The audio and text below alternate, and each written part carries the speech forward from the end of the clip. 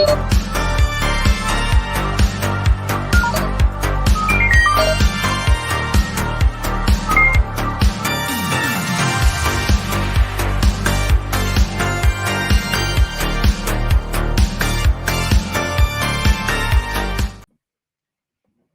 Monday, and you know what that means. It's time for Wrestling Tonight, live from No Sale Studios at the Acefield Tavern, Acefield Retro. And as always, joined to bring you all the news with the one bad Chad, one half of the founders of the Turnbuckle Tavern. Chad, what's up, dude? Same old, man. We are on the brink of a big AEW announcement. I'm pumped for it. We got some turmoil in GCW, and Randy Orton might be retiring. Wow. What a week. This is one of the weeks too. Like, I know where a lot of times you and I are discussing the week and figuring out the three top stories. This was one of the more challenging weeks, believe it or not. There's been some big, obviously, weeks ahead of us with the Vince McMahon stuff and CM Punk, but this was the tough one because even in our quick hitters, guys, do not leave after we're done with the big three, because there are quick hitters you do not want to miss to catch you up for the week. It's a fascinating week in wrestling, as always. Yeah, that's the beauty of the quick hitters, is I feel like that's where the real, we dive deep into the big stories, but the quick hitters, that gives you your spectrum of the wrestling world. So like Ace said, do not leave after the big stories. Quick hitters always get you filled in. And dude, a lot of times there's those quick hitters, there's a few of them that were in the running for the big stories. So there's a lot on the table this week. And if you're ready, Ace, I say we just jump right into it. Let's jump right in for our 20th week in a row. Let's get all the wrestling news caught up for you guys. 20 weeks, baby. Big stories.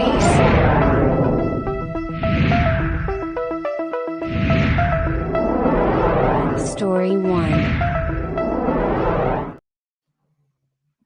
Big story number 1. You mentioned it in the open, and we have an AEW TV deal imminent, or at least we believe so. We have that big announcement coming up on Wednesday night discussing with Warner Brothers Discovery. This has been in the news for quite some time, and we know that the TV rights deal between AEW and Warner Brothers will be, it's in discussion. So we think we're going to have an announcement as early as Wednesday morning. They're going to have that upfront event in New York City. So Chad, your initial thoughts on this? I mean, we can assume something's going to be announced. We don't know the dollar amount. We don't know the exact specifics of the streaming deal, but we do know that AEW, for right now, for a 4-year company going on their 5th year, this is an awesome, awesome thing for not just them, but for wrestling at large. I mean, yeah, it's huge. I think Wednesday's announcement, if I was a betting man and I was to put my paycheck on the line, I would say we're not just in store for a TV announcement deal. I think we're going to get several announcements here. Obviously, the big one that everyone's been talking about in the news for, it seems like, a month or so, AEW Collision is probably going to be announced in these Warner Brothers Discovery upfronts. We're probably going to get a TV rights deal in this announcement. And I also think I think it's a good possibility this Max deal, this streaming service as known as, formerly HBO, they merged with Discovery. They're renaming it Max. How many times can you rename HBO streaming service? But that's a topic for another time. But I do think we're going to get the HBO Max announcement, the TV rights deal announcement, and the Collision announcement. And like you said, if all of the rumors and all of the dirt sheets are kind of on the right track with this announcement, this is huge for not just AEW, but just pro wrestling in general, to see a company other than WWE land a deal of this size. I think it's something to really, as a wrestling fan, we should be proud of this, because it's our fandom that makes these things happen. These companies wouldn't be landing these multi-million, billion-dollar deals without the support of a strong wrestling fan base. And I think, as we are, and the people listening, give yourself a little Barry Horowitz. Pat yourself on the back for this one, guys. Yeah, and I think also, too, to piggyback on what you said about the 3 big things, I think it's evident the announcement's not going to be this small thing, because the fact that they're renting out the theater in Madison Square Garden makes you believe that there's something going on. Of course, it's on the Warner Brothers side. that they're doing this event. So we're going to have a lot of the information going into Wednesday night. I believe this is midday, probably around 1 o'clock, 2 o'clock Eastern in New York City. So we're going to have a lot of information going forward. And I think that's what they want, because we've seen the structure of the media alter over time with social media taking buzz. And that's what WWE does. A lot of times they put it in the media, they let someone else break the news, and it brings more eyes to the product. And I think instead of doing the model where Tony Khan would get on the screen all nervously holding the microphone, we're going to get all the news prior. And I think he's going to expand on it on Dynamite. But I mean, we mentioned before, and the amount of the extension was back when they renewed it in January 2020 off their initial deal, because this apparently is going to be their third deal if everything is true that we're talking about here.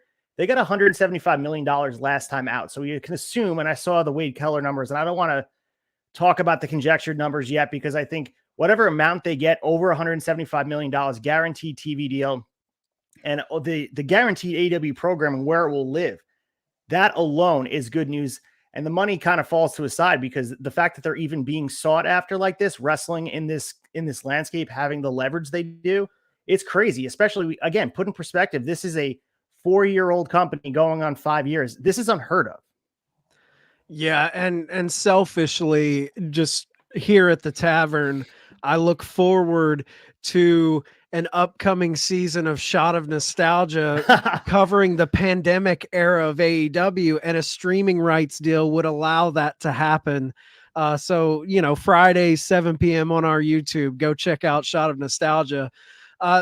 Yeah, man, it's very, very, it's just an exciting time to be a fan. And this is kind of off topic, but on topic as well.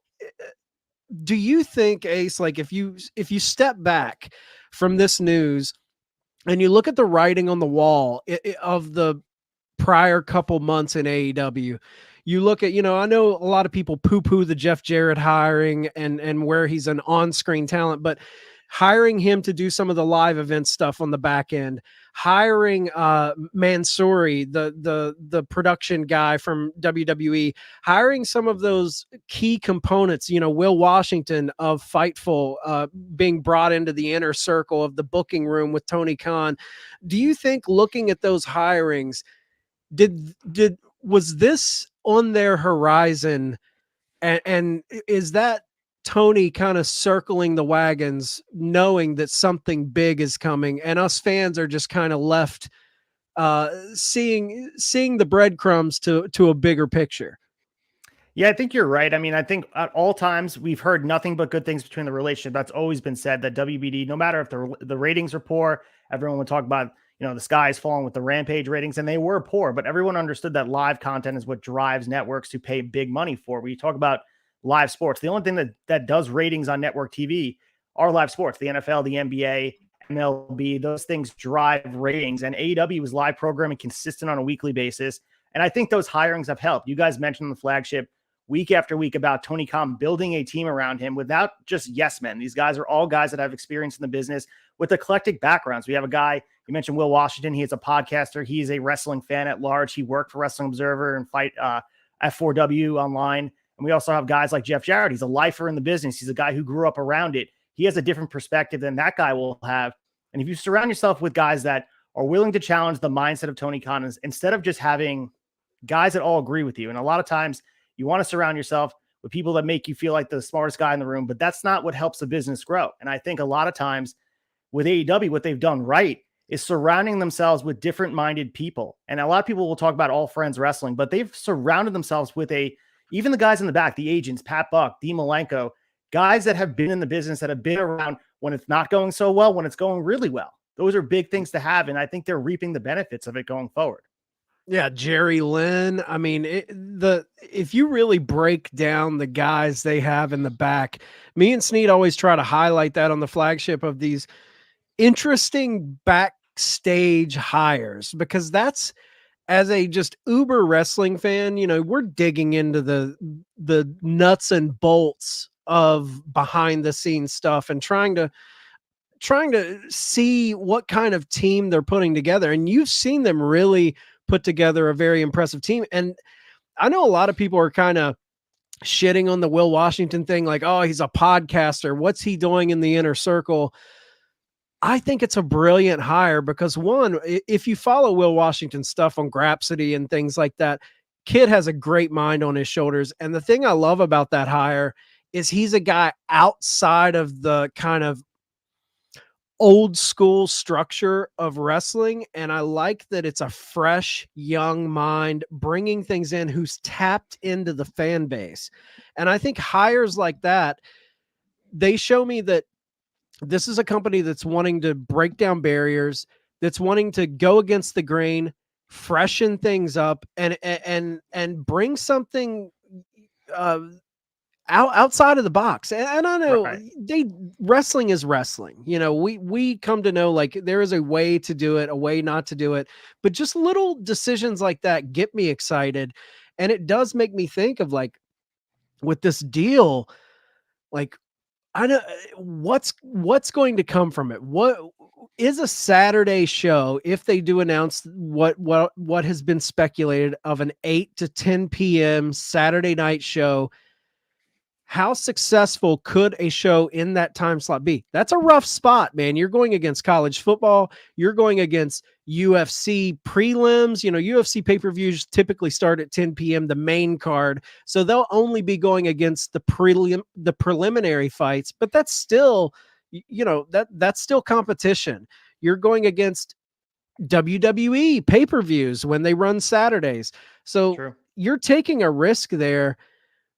But I do think I'm pretty hopeful about it. I think this could be something, especially if you stick CM Punk on there where we know we're getting upper echelon top stories, and this isn't treated like Rampage where it's kind of mid-card, low-card storylines. If you're really driving your storylines on Saturday, at the very least, it's going to be looked at as premier DVR territory. And, you know, if people are watching that DVR within the first, 48 hours, that counts as a rating. So I don't know. I'm very hopeful. I think it's a exciting time, and I'm intrigued. I'm very intrigued.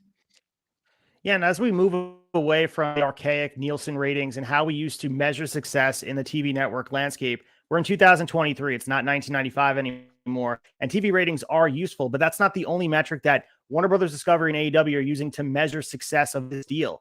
So like you mentioned too, but also people consuming on social media, they're consuming on YouTube, they're consuming on TikTok. There's a lot of different ways that people will consume your product.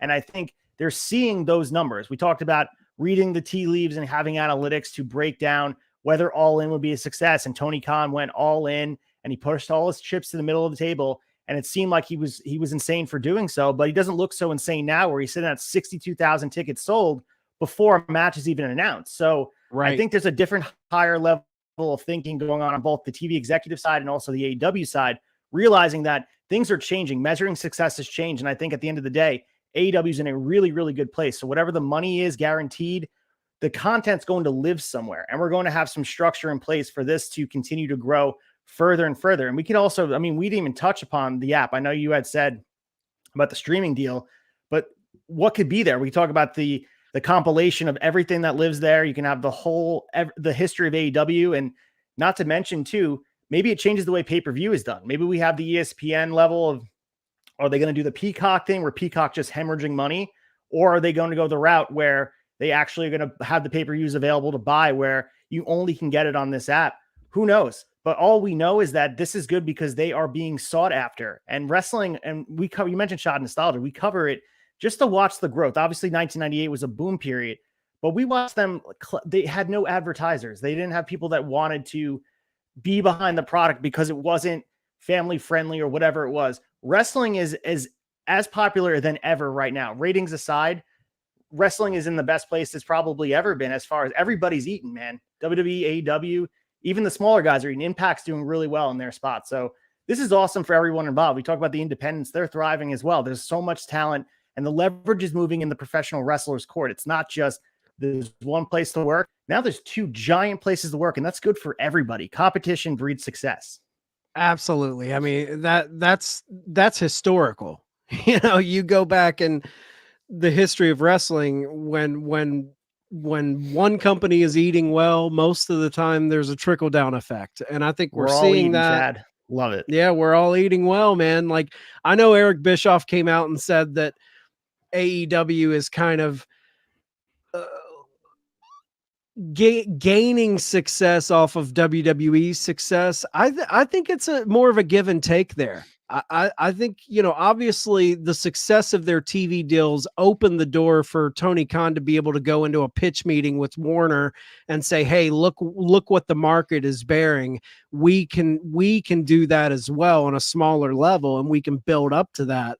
But I also think with AEW existing, that opens the door for competition, that raises WWE to 100%. up their product, which they have. When you mentioned the pay-per-view model, you know, whether they're going to go the Peacock deal of rolling it into, you know, you pay a lump sum for the streaming and you get the free pay-per-views, which, you know, Peacock's kind of hemorrhaging money in that deal. Or you go the route of ESPN Plus with UFC, where you pay for ESPN to get X amount of content, but you pay for the pay-per-view through the streaming service of ESPN Plus. I think that's what we're looking at when it comes to the AEW deal. I think we're looking at, you're going to pay for HBO or Max, whatever they're going to call it. You're going to pay for that, and then you will be able to purchase the pay-per-views through that streaming service for AEW. I think that's the right move. And as a fan, I'm not getting greedy, man. I don't have to pay $9.99 a month and get my pay-per-views free. Now, if this was they're giving us a pay-per-view every 4 weeks, maybe I would feel differently about that. But they're keeping this 4 to 5 pay-per-views a year model, including Forbidden Door. I'm cool paying my $9.99 a month to get the back library. Being completely upfront, I already pay for HBO Max. I think it's one of the better streaming services. Great content on there, great TV shows. So for me, this is a bonus. If they roll AEW into this streaming platform and I still have to shell out $50 every 4 months to get a premier top of the line pay-per-view. I mean, when is the last time AEW did a pay-per-view where you came out disappointed? I know everyone's going to point to that exploding barbed wire death match. That was a killer match until the finish. There was no kaboom. I get it, but it was still front to back a great card. And I think that's what we're going to get. And what do you think about, what do you think, you know, you kind of alluded to the Wade Keller predictions for the numbers, and then there's kind of some people are saying, I know Brian Alvarez predicted something a little lower than what Wade Keller had predicted, but what's your feeling on all the predictions coming from the dirt sheet guys that we love? What's your predictions on this, Ace?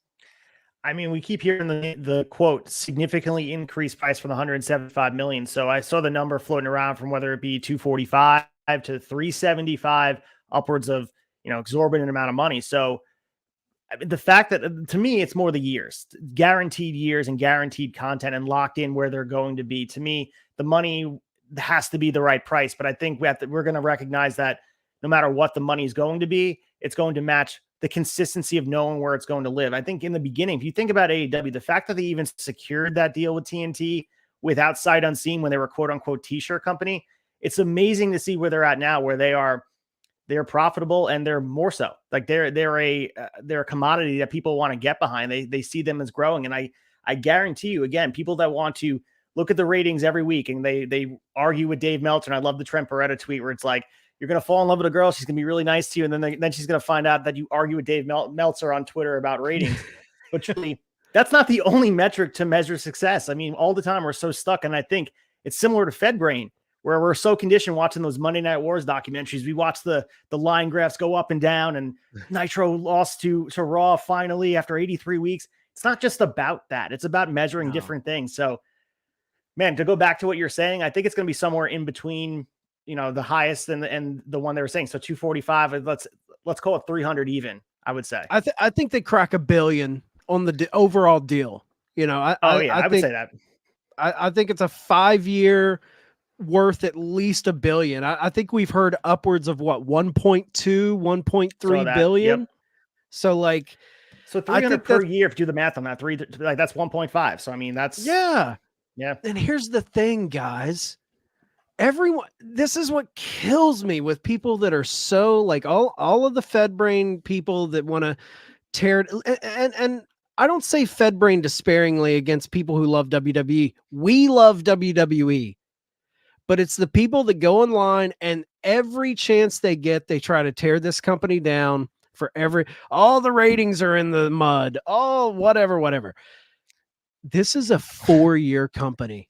4 years, dude. 4 years for a company to be in a position where they're about to make $1 billion television deal. That's insane. Think of Impact, all of the companies that have came and that are still around that have never managed to secure a deal like this. And I get everyone's going to say, "Oh, but they got a billionaire behind it." It takes more than just, there's been a lot of rich people get into this game and go broke. I get there. It was a perfect storm. You had Kenny, you had the Elite, you had Cody, you had Chris Jericho, you had all of these free agents. Moxley joins right in the beginning. It was a perfect storm and it took that. But they had to execute on things. They have to deliver things where fans stick around. And people want to say, oh, they can't even crack 1 million. They're in the 8s and 900K every week on Dynamite. Look at the numbers of all the other shows. They're always in the top 10. If I am a network executive and I'm seeing my show constantly pop up in the top 10 on cable TV, I'm getting that sponsorship dollars coming in. I have a loyal fan base that shows up. I'm seeing these pay-per-view numbers. I'm seeing an AEW All-In show just crack like 60 some thousand tickets sold without a match being announced. Now, I think right now they're kind of at a holding pattern for those ticket sales, but I guarantee you when Tony Khan drops that big match announcement, when matches start coming in for All In, those tickets will start cranking up again. So I think everyone the sky is falling, people out there that want to poo-poo every little misstep they make and want them to tumble. You don't want this company to tumble, man. If this company goes away and there's no major league player really pushing WWE, it's good for everybody. Stop wanting every company to fail. The Bloodline storyline is crushing it. AEW's crushing it in their own way. Impact's crushing it. New Japan's got their thing going on. MLW and NWA and all those guys are doing their thing. Good wrestling. It might not be, you might not like a specific company, but it's there for someone and you should celebrate it. Right. Yeah, I agree with you. And as we look forward to this event at the theater at Madison Square Garden, and we can look forward to it, I think like you said, we should expect 3 announcements. And I think going into Dynamite, we're going to have a lot of information to digest prior. And I think they're going to be discussing on air whether they announce CM Punk or not. His return is imminent. We know AEW Collision is going to be built around him. I'm curious if they're going to be announcing him up front. I think they should. You might as well, because I know that they sold out the United Center on a rumor last time, but we have it's going to be called the Second Coming, and you might as well profit off of the fact that he's being announced. It's the worst kept secret. We know he's going to be coming back. He's still under contract, and you want to build around him. You might as well get some juice out of that. It's not going to be a surprise. Let's just announce it. Maybe announce it on Wednesday. Announce it. Dude, I'll be honest. I think there's a good possibility. Tuesday night, Wednesday morning, Phil Brooks is on a one-way flight from Chicago to New York to be at the upfronts. It's probably a great idea. I could totally, because we know, last time they announced the deal, the Elite were there, Cody, they had a lot of wrestlers there to announce this TNT deal. I could see some wrestlers being there, and I wouldn't put it past them if they're announcing Collision as a part of their new lineup. I think Punk could be at these upfronts. I wouldn't put it past Tony Khan to have him there. And what an optic to a picture opportunity to be at MSG. And I know it's the home, it's the birthplace of WrestleMania and WWE. It's where, obviously they've held it hostage. And the only time that a show in our recent memory was there was the Ring of Honor New Japan Super Show. But being on MSG and announcing this is awesome. And I think CM Punk being there under the AEW flag is even better too. Like, I think you're right. I think I didn't even think about having Punk on a flight. I would have him booked right away, have him be the face of what you're announcing, because it also shows its good faith towards what you're building on AEW Collision. It's a must-see show. You have to do the anti-Rampage. Rampage, what they're doing now, do the opposite for Collision. Yeah, I think a good sign is them ending Dark and Dark Elevation, and if the Max streaming deal is true, if the rumors are true, we'll be able to have that back catalog of Dark and Dark Elevation there to go back and watch. But I think them ending that, I think that lets Rampage be kind of a play the third fiddle to these top two shows and allow that to be a place where you can feature your very young, low card guys who are on the come up, and then put more of a focus on your big pay-per-view level stories on your Saturday show and your Wednesday show. So yeah, and I think the fact that both Dark and Dark Elevation were ended, it just shows the deal's signed, sealed, and delivered at this point, because WBD has all exclusivity of the AEW production, so it can't live anywhere else. So that ending makes me believe that obviously Rampage is going to exist, but it's still under the same banner. So you have to get rid of all other shows. And yeah, I mean, it's a great thing. Rampage is going to be an asset as well. And I know it's live programming, not live, it's tape, but it's going to be programming that's consistent on a weekly basis for TNT. And they're obviously the matches, if they continue what they're doing, we saw the Swerve and the Dustin Rhodes thing get advanced. That's the type of stuff we should see live there, and then bring it up to main Dynamite and Collision. That's the way it should be utilized. absolutely. I think Rampage gets a lot of heat. Is it Dynamite level? No. Is it what it's set out to be? I mean, we're forgetting, the Punk return was on Rampage. I believe it was like the second episode of Rampage. So it kicked off, and I think that kind of set the table for people to be disappointed when it shifted. But despite what the internet community says, there are stories furthered on Rampage. People forget that the Hangman Moxley storyline from a couple months ago, that was all pretty much pushed on Rampage. All of their matches, a lot of the stuff was on Rampage. So they do stuff on there, but I think this announcement is going to shift the way Tony books these shows. And that's what I'm excited about. Like with this other show coming in, how does he divvy up these shows? What are these shows going to achieve? What do we see him allow someone to kind of step up, and maybe he delegates some storytelling to other people? We talked about Conan being on Wrestling Observer with Dave and Garrett. Conan kind of alluded to Tony acting more as like allowing some people to step up and book some of these shows, and Tony kind of overseeing everything, but not necessarily having to have his hands in every single thing. I think moving forward, that would be something to look at, because I think it's a possibility. Again, I keep going back to it. 4 years. This company's 4 years old. Things will shift. Things will move. Responsibilities will be taken on by new individuals. And that is what I know. A lot of people use that stuff to tear AEW down, but those things, these growing pains, these new shifts in ideology and how they handle everything, that's what keeps me interested in this company, is just seeing how they can shake and move and take those punches and keep moving. I think it's very interesting as a wrestling fan to watch that. Yeah, and I think that will happen over time, as you mentioned, as he builds a circle of trust around himself and finds guys that he can trust to book the shows. And as he becomes busier and busier, and I don't know how you can be busier than Tony Khan is, but he's building that team around him, and it takes time. You don't want to just rush it and be like, oh, he was involved in wrestling, he used to be here. Get Jim Cornette, get Jim Ross, get all these guys in a room. They used to do it. Why not? But you have to build your team that fits what you want.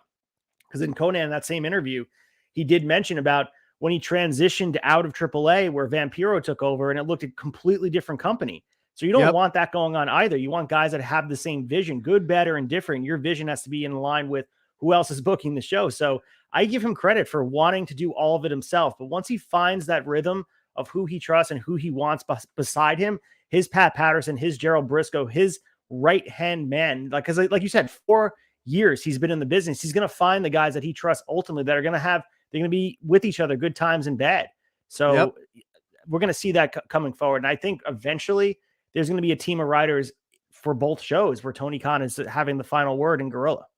Absolutely. I'm so excited to see Pat Patterson, the Pat Pattersons of the world come into Tony's life. And I'm pushing for Chris Jericho to be one of those guys. I'm a Jerichoholic from way back in the day. I think, him, Mox, Danielson, he keeps them tight. It's exciting. But last thing I'll ask you, Ace, like if you gun to head, what do you think the exact announcement is going to be come Wednesday night on Dynamite? I think they're going to have the Collision show announced. They're going to announce CM Punk. And I think they announced a TV deal, all three. And maybe they announce the first match for All In as well. Maybe they go all in and do that. Drop the bomb on us. Drop the bomb on us, Tony. Do it. Drop the You're bomb. at MSG. How often are you standing in MSG? I know it's the theater. It's the smaller part of the world's most famous arena, but you don't have a lot of opportunities to have the eyes of the world in New York City, MSG, AEW banner being behind you. Take advantage of it. Yeah, absolutely, man. I'm excited. This is good for wrestling fans. If you're out there stewing and angry about this, man, go the fuck on. Like, get a grip. Enjoy pro wrestling, man. All right, let's get into big story number 2. Let's do it. Big story 2.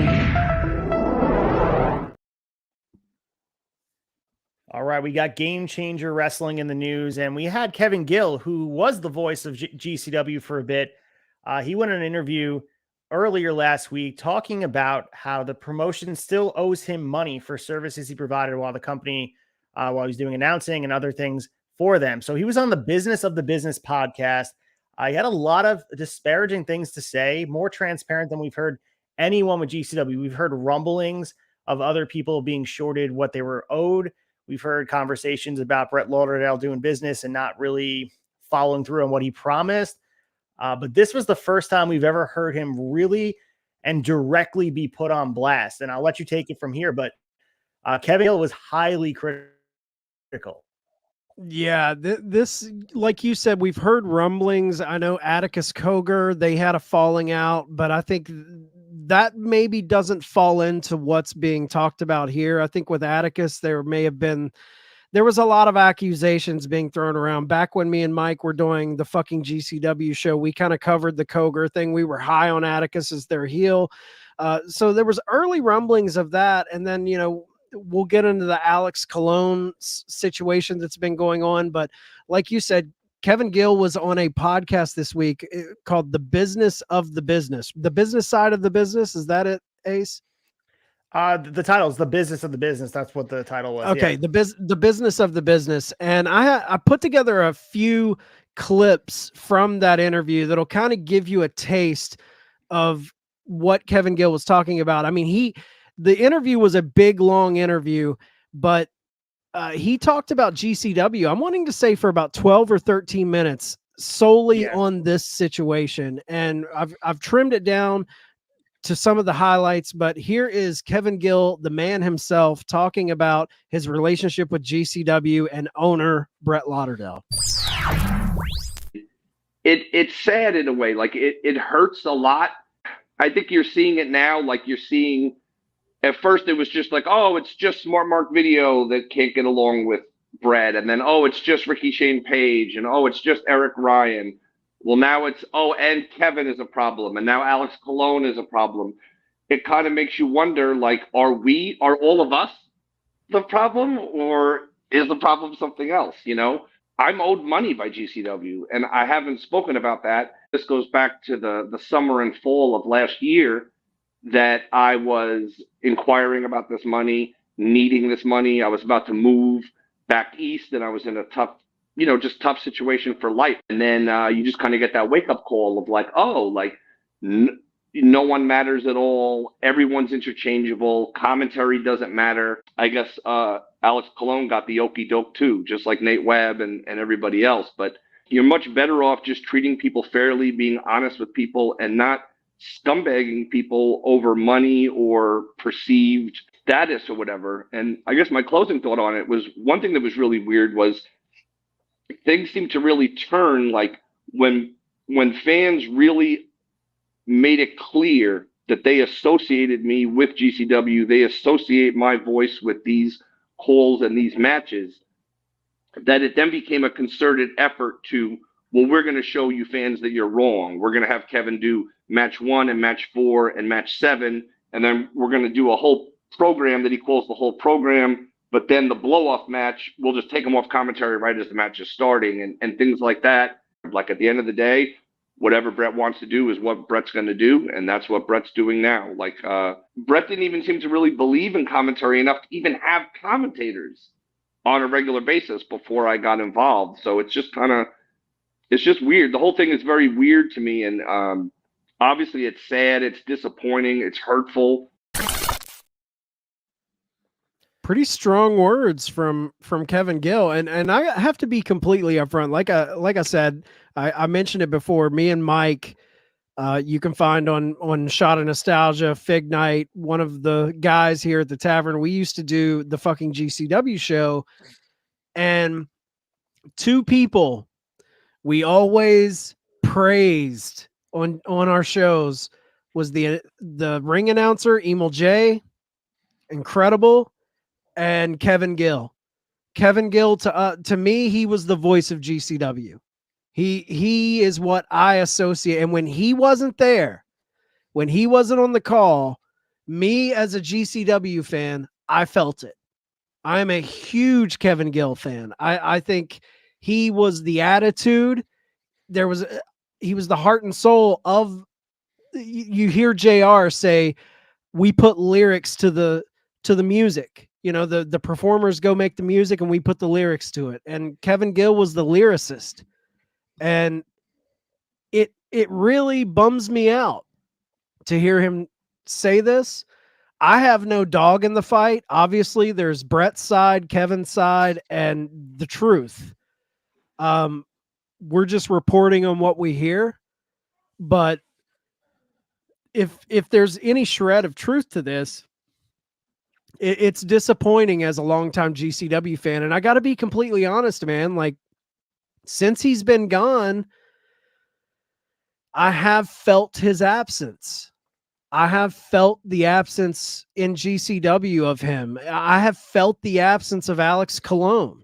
You know, like there's, I don't know how you feel about it, Ace. What's your thoughts on just his initial, when you heard this interview on the business of the business, what did you think? First and foremost, I had the honor and privilege of working a show earlier this year with Kevin Gill, and he couldn't have been more of a genuine and nice person. So I'll go with that. I've met the man. He's a great guy. So for him to come out and say this, it shows how strongly he feels about what's going on here. And it's just shining a light on GCW in a bad way. And this is tale as old as time in pro wrestling. A lot of times they say, don't meet your heroes, but you know, a lot of times you turn the lights on in a room, you know, the GCW is in, you're going to see a lot of cockroaches fall into different corners. And this is just the latest example of it here, where he's not being paid in pro wrestling. So this is wrestling at the end of the day. But it just sucks to see, because as you mentioned, he's been such an important part of what they were doing, the movement they were providing. And if there's any shred of truth, obviously the money part aside, if there's any shred of truth of them trying to sabotage his meaningness to what they're trying to do as far as importance on the commentary side, and try to make him not as important because they don't want someone to be bigger than the brand, that to me is very trouble, because GCW felt like a family. That's when you watch the show, it feels like a family oriented product that everyone's doing out of passion. And similar to ECW, it feels like a movement. And you mentioned before, I watch every GCW event, but without Kevin Gill on the call, it does not feel the same. It's like, you know, watching those Raws in the Attitude Era where Michael Cole's on the call, and it's just not the same. And Michael Cole's a good announcer, but he's not Jim Ross. And whoever they put calling these GCW moments, it's not Kevin Gill. So it doesn't mean as much to me. So for him to come out and say this, he is probably one of many. If this is coming out, he's coming out as transparent as it is. And for him to go out and be as direct as he is, I'm sure he's tried his best to get this solved behind closed doors without rubbing GCW's face in it. But clearly, this is his only outlet here. And if the guy does work, and you talk about whether it's behind the scenes, whether it's in the ring, any capacity, you promise to pay someone something, your word is your bond. Pay the dude the money he's owed. because it's a service he's providing. That's how he makes a living. So pay Kevin Gill. Well, that, like you said, right when you started, this is a tale as old as time. How many stories have we heard of promoters stiffing guys? Right. And I don't want to lump Brett into, the shady scumbag promoter history that pro wrestling has given us, but just off of these words, because I don't think Brett has responded to Kevin Gill's statements yet. Just I the know Alex he Colon went, tweet. Yeah. yeah, he went back and forth with Alex, and we'll get to that. But like it, man, I hate.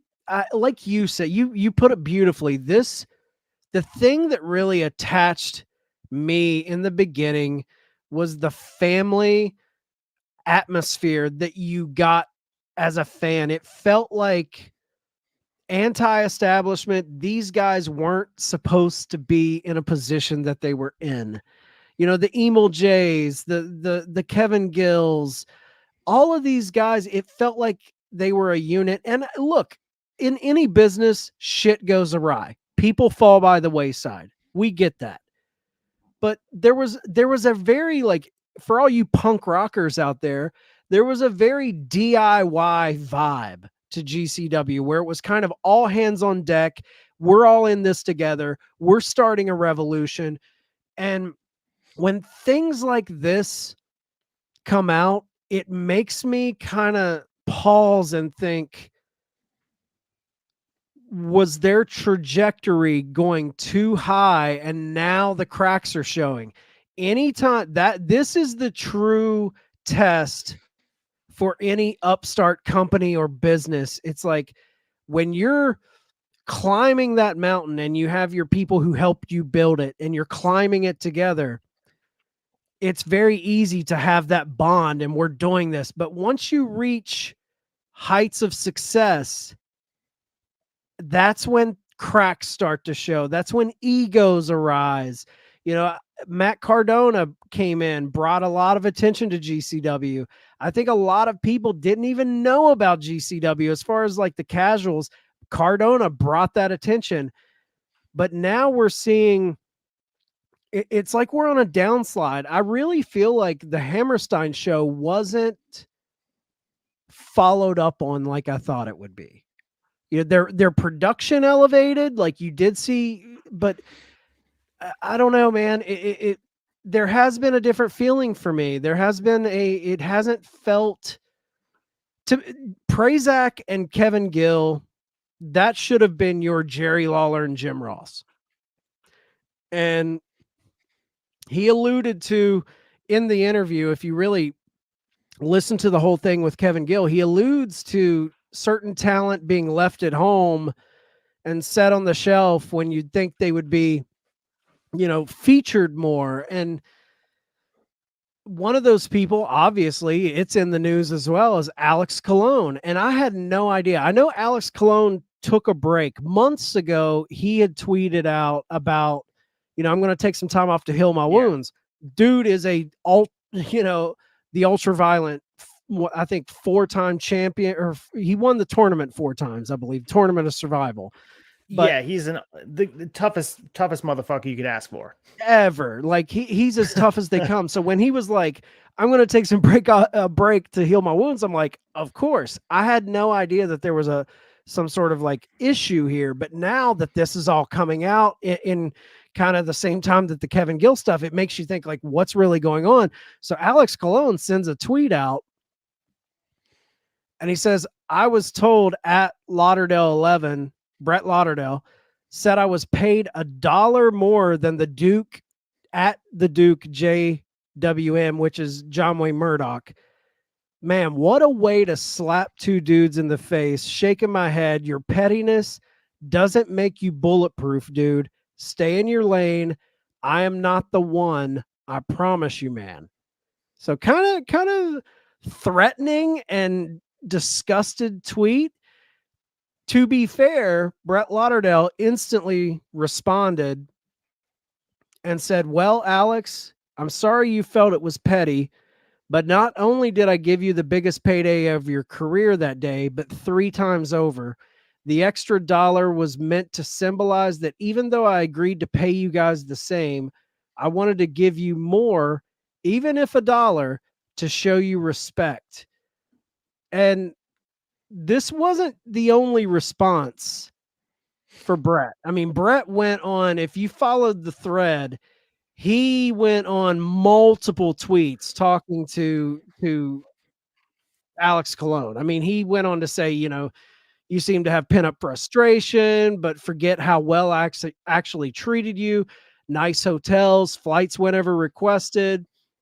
You were a 4-time tournament winner, won multiple titles, on pace for more. You were always treated with respect. You also never once asked for a raise or complained about treatment.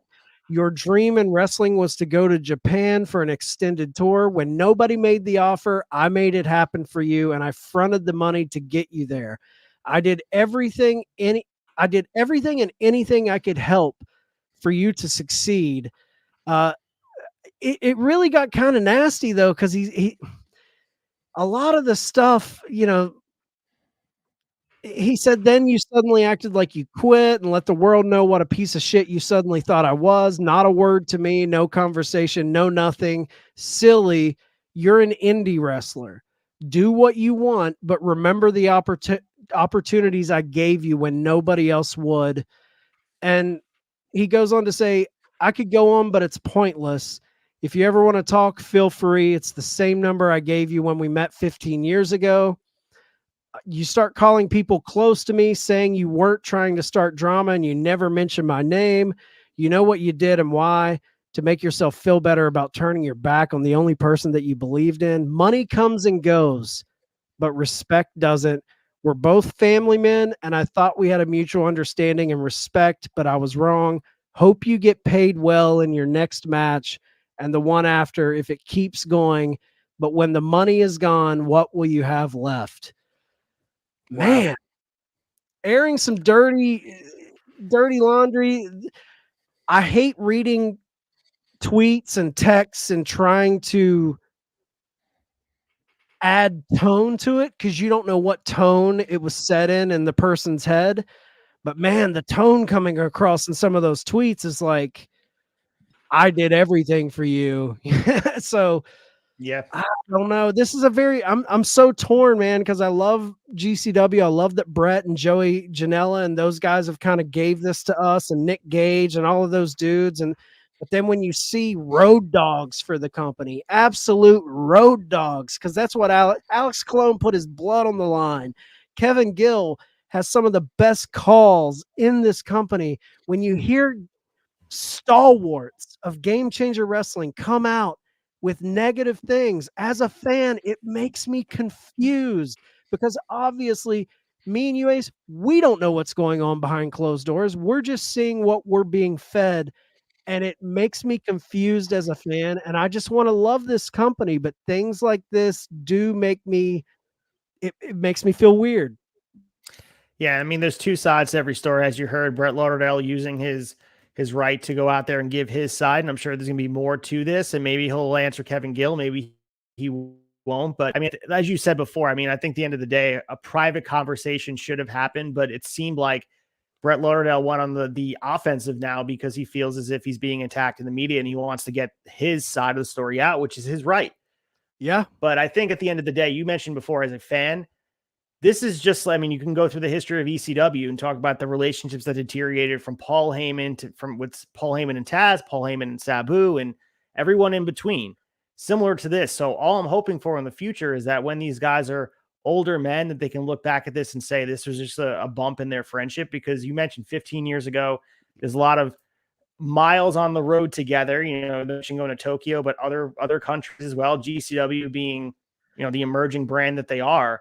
This is something that hopefully they get past. We see Alex Colon in a GCW ring again. We see Kevin Gill again behind the desk giving his call.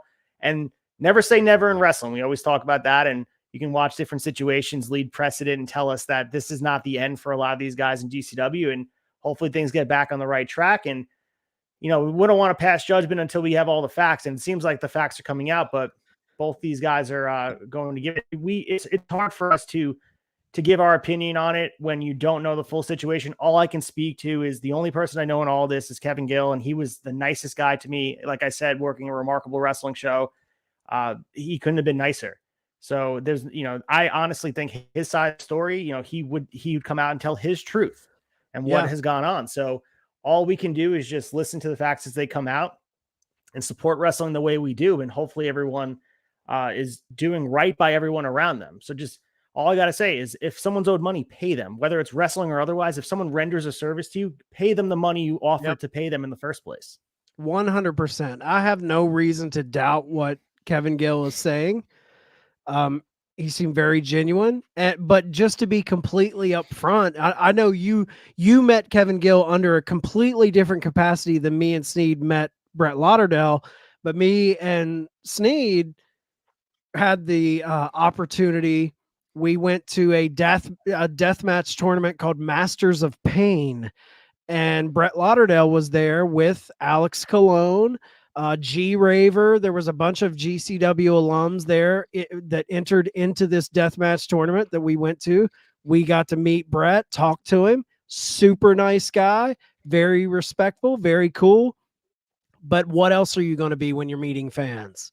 True. Like when behind closed doors, we don't know what's going on from both sides. So we're just left to speculate. And again, I'll just reiterate, it just makes me confused as a fan. Like I want to support the company, but when stalwarts who I feel are stalwarts of the company are coming out in a negative fashion about the company, it makes me question things, and it makes me wonder, like, who's on the right side of this? And I think you don't want to see that. But you spoke to it. It's a tale as history. It's a tale as old as time. This is wrestling, constantly we've seen this in every promotion. So I just kind of want to sit back and see how this all unfolds, and hopefully cooler heads prevail and we get some sort of good outcome. Yeah, I mean, when money's on the line too, you got to remember wrestling is a business at the end of the day, and people make their livelihood on this. And if you're lucky enough to have money and you just do this for fun, that's one thing. And some people have, they're well off, but other people are using this to make ends meet, put food on their table. So when money's involved and someone's livelihood's involved, tensions run high. And again, hopefully there's resolution to this in a good way. Hopefully at the end of the day, we're sitting back a year from now and Alex Colon maybe in a GCW ring with Kevin Gill on the call and Brett Lauderdale obviously calling the shots. That's not out of the realm of possibility either, because wrestling is pro wrestling at the end of the day. That's what I was going to say. Like that would be, if they really want to prove how wrestling they are, then they'll make up and do business for the betterment of the company. But we got Mike fucking Bellcaster in the comments, and he says, Kevin Gill has been in the business for years. It's either you're wrong or you're Kevin Gill. Laughing emoji. We got a Kevin Gill fan in the house. Aren't we all, man? Kevin Gill's the man. And again, shout out to Kevin Gill, the nicest dude ever. We follow each other on Instagram now after working together. And like I said, he had no reason to be as nice as he was to me. We were just coworkers that day, but he took the time to talk to me, give me feedback, talk about what he thought I did well, or what some, constructive criticism about what he thinks I could do better. That's all you can ask for, dude. The guy has, the best intentions for it. The thing I love, go listen to the interview, not just for the GCW talk, but the thing I really enjoyed about the interview was the dude is an encyclopedic wrestling fan. So anytime you meet guys like that are just so tapped into the business, I respect that. You gain my respect as a fellow fan. So go check it out. Business of the Business, Kevin Gill. I think it's their most recent episode, but very illuminating episode. All right, let's get into big story number 3. Big story 3. Hey, nothing you can say. It's Bob Orton talking about his son, Randy. He believes that doctors have told him to stop wrestling altogether. So we do know that Randy Orton has not wrestled since RK Bro dropped the tag titles to the Usos back in May of 2022, which was nearly a year ago at this point. He had that fusion surgery on his lower back in November, and there's no timetable for his potential return. We did talk about him potentially being at WrestleMania LA. There was might that weekend, maybe on Raw. But Bill Apter casually asked Bob Orton Sr. Just for an update on Randy's condition. And Bob Orton had this to say. He said, quote, "He's training, so we'll see what happens. I don't know if he feels like going back. If he feels like he's ready to go back, I think he might. Then again, he's pretty well taken care of. I don't think he needs to. And I think the doctors have told him not to, but Randy is going to do what Randy's going to do. He always does." So here we are now with this. And Bob Orton didn't even probably know what he was saying here, that he dropped it. Everyone's like, Randy Orton's retiring. Doctors are telling him he shouldn't wrestle again.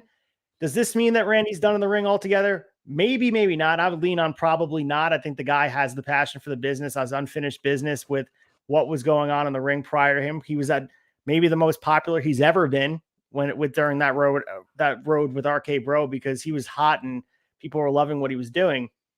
Definitely troubling though. And he did mention in a few interviews talking about he wishes he came up with a finishing move that wasn't landing on his back 1,000 times over and over again with the RKO. But goddamn, to think about Randy being done. I know he's had, I mean, he ends it today.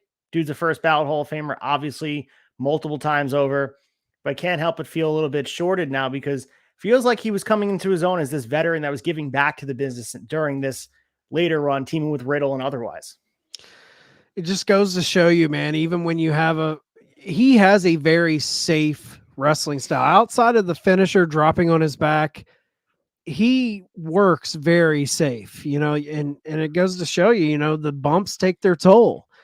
And it honestly, like, first and foremost, I do not think he walks away from the business. I think he has the doctors are telling me I can't do this. I'm going to prove you wrong. I can. I think Randy is very much cut from that cloth.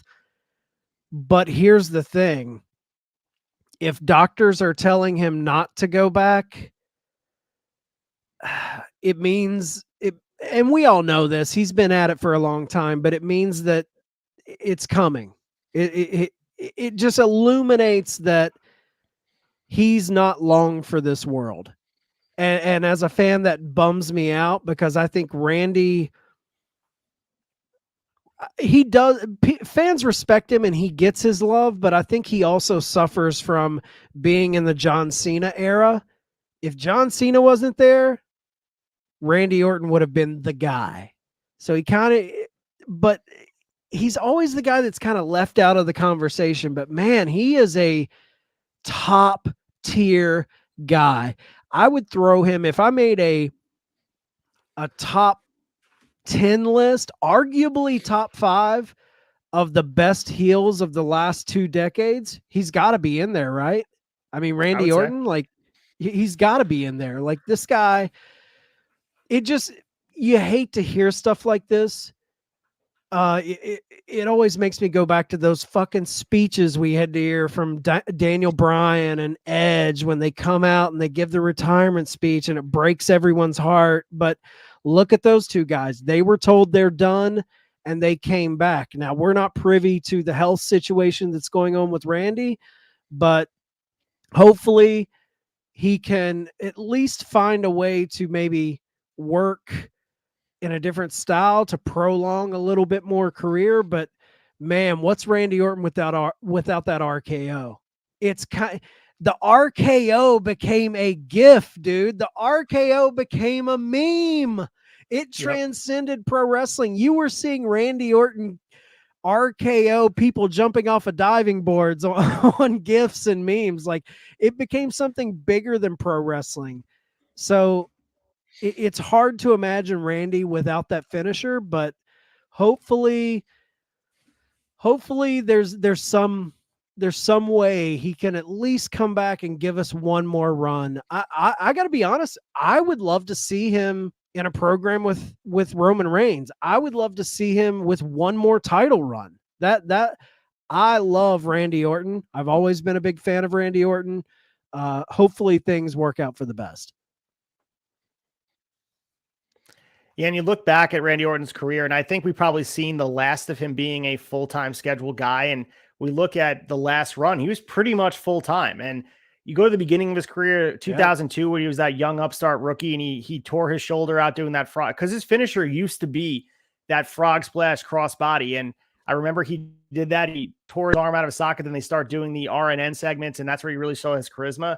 But he was a pretty injury-prone person early in his career. And then after that, consistent as ever. Dude was always there. You want to talk about guys that just left and came back? Randy Orton was always there for WWE, and he built a legacy that is going to be hard to duplicate on their end. And you mentioned John Cena being the guy, but he was the Patrick Ewing for the Michael Jordan, but he was still going out there and putting up all-star performances. And he was the Rock to, to the Stone Cold. He was that person for John Cena. So probably his best opponent of all time. You can make the argument. Maybe their match quality wasn't the best, but as far as 1A, 1B, they're right there. I think we're going to get more Randy Orton. I think it's going to be in a limited capacity. We've seen guys come back that have no business wrestling, like Undertaker came back and wrestled, and Stone Cold wrestled Kevin Owens. So Randy Orton will have another day, and I think he deserves a final run or a final program where he gets to retire in the ring. And this is not, to me, this is not the way Randy Orton goes out. He's a guy who goes out and he spits in the face of danger and he spits in the face of adversity, and he's going to go out there and he's going to go out on his own terms, whether it's a program or a final match. He's going to give it his all, and then he's going to be an asset for WWE for years to come in the back by coaching guys. And it seems like he's developed a little bit of a knack for that as well. Maybe he'll be down in NXT working with Shawn Michaels, building the future of wrestling. So sucks to hear this, but this is the par for the course of wrestling. The years and years on the bump card, adding bumps, and whether your knee, your neck, your back, whatever goes out first. But hopefully with some, stem cells and some Ben Gay on his back, can get back in there very, very soon. Yeah, I think he definitely has a career being a teacher, someone behind the scenes. We saw, when Bad Bunny got the approval of Randy Orton, that's when a lot of hardcores were like, oh, okay, this guy, Randy Orton's putting him over. I'll look at this guy in a different way. I'm really hoping that Bob Orton, when he was on the phone with Randy Orton about the doctor's visit, I hope he was hitting the sauce a little hard and took it the wrong way, what Randy was saying, and it wasn't as serious. But I don't know, man. It's like work him, Randy, work him. Yeah, exactly. Get him thinking you're not coming back. Swerve him. This is. It's the bittersweet tale of pro wrestling, man. We all know that these careers are short. Bodies can't take the toll that these guys put their bodies through. It can't last forever. And when things like this, even just a hint or a mention of possibly it's done, or maybe he's close to being done, it just brings home the realization of wrestling is not. You look at these guys as larger than life heroes. You think they're going to be able to do it forever. We've been fans long enough we've seen generations come and go. And Orton, when I started seeing Orton, I was probably, when did he debut? 2002? Yep. 2002.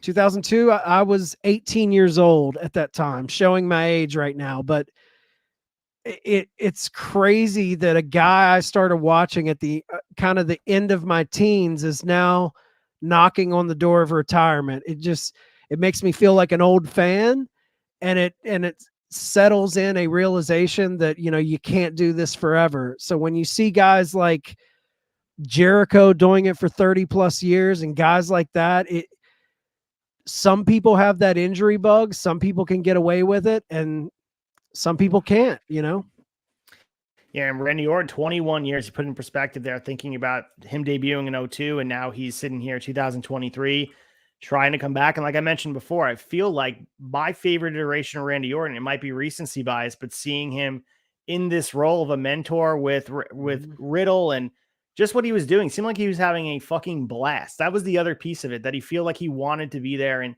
was excited every time you're out there. And I don't know. I would like to see him have another program, Roman. You mentioned, I also think Cody would be another great program with their history. I think it'd be the perfect guy I think Randy Orton would be the perfect first opponent for Cody Rhodes when he eventually wins the title, but maybe give him some time off until WrestleMania 40, and we'll have a Randy Orton, Cody Rhodes backlash production, maybe back in Puerto Rico. Run it back. That's what I was about to say, man. If he needs more time, I would seriously let him set on the shelf for another year. When Cody wins that title, have him be the surprise first feud for Cody. I would pop for that. It'd be huge. So before we move into our quick hitters, we have think about what we just covered here. We have money and TV deals. We have disputes and relationships breaking down, and we have injuries. The three big stories covered all things in wrestling, man. That is just like it's wrestling 101. Let's get into the quick hitters, Chad. Let's get into the quick hitters. Quick hitters.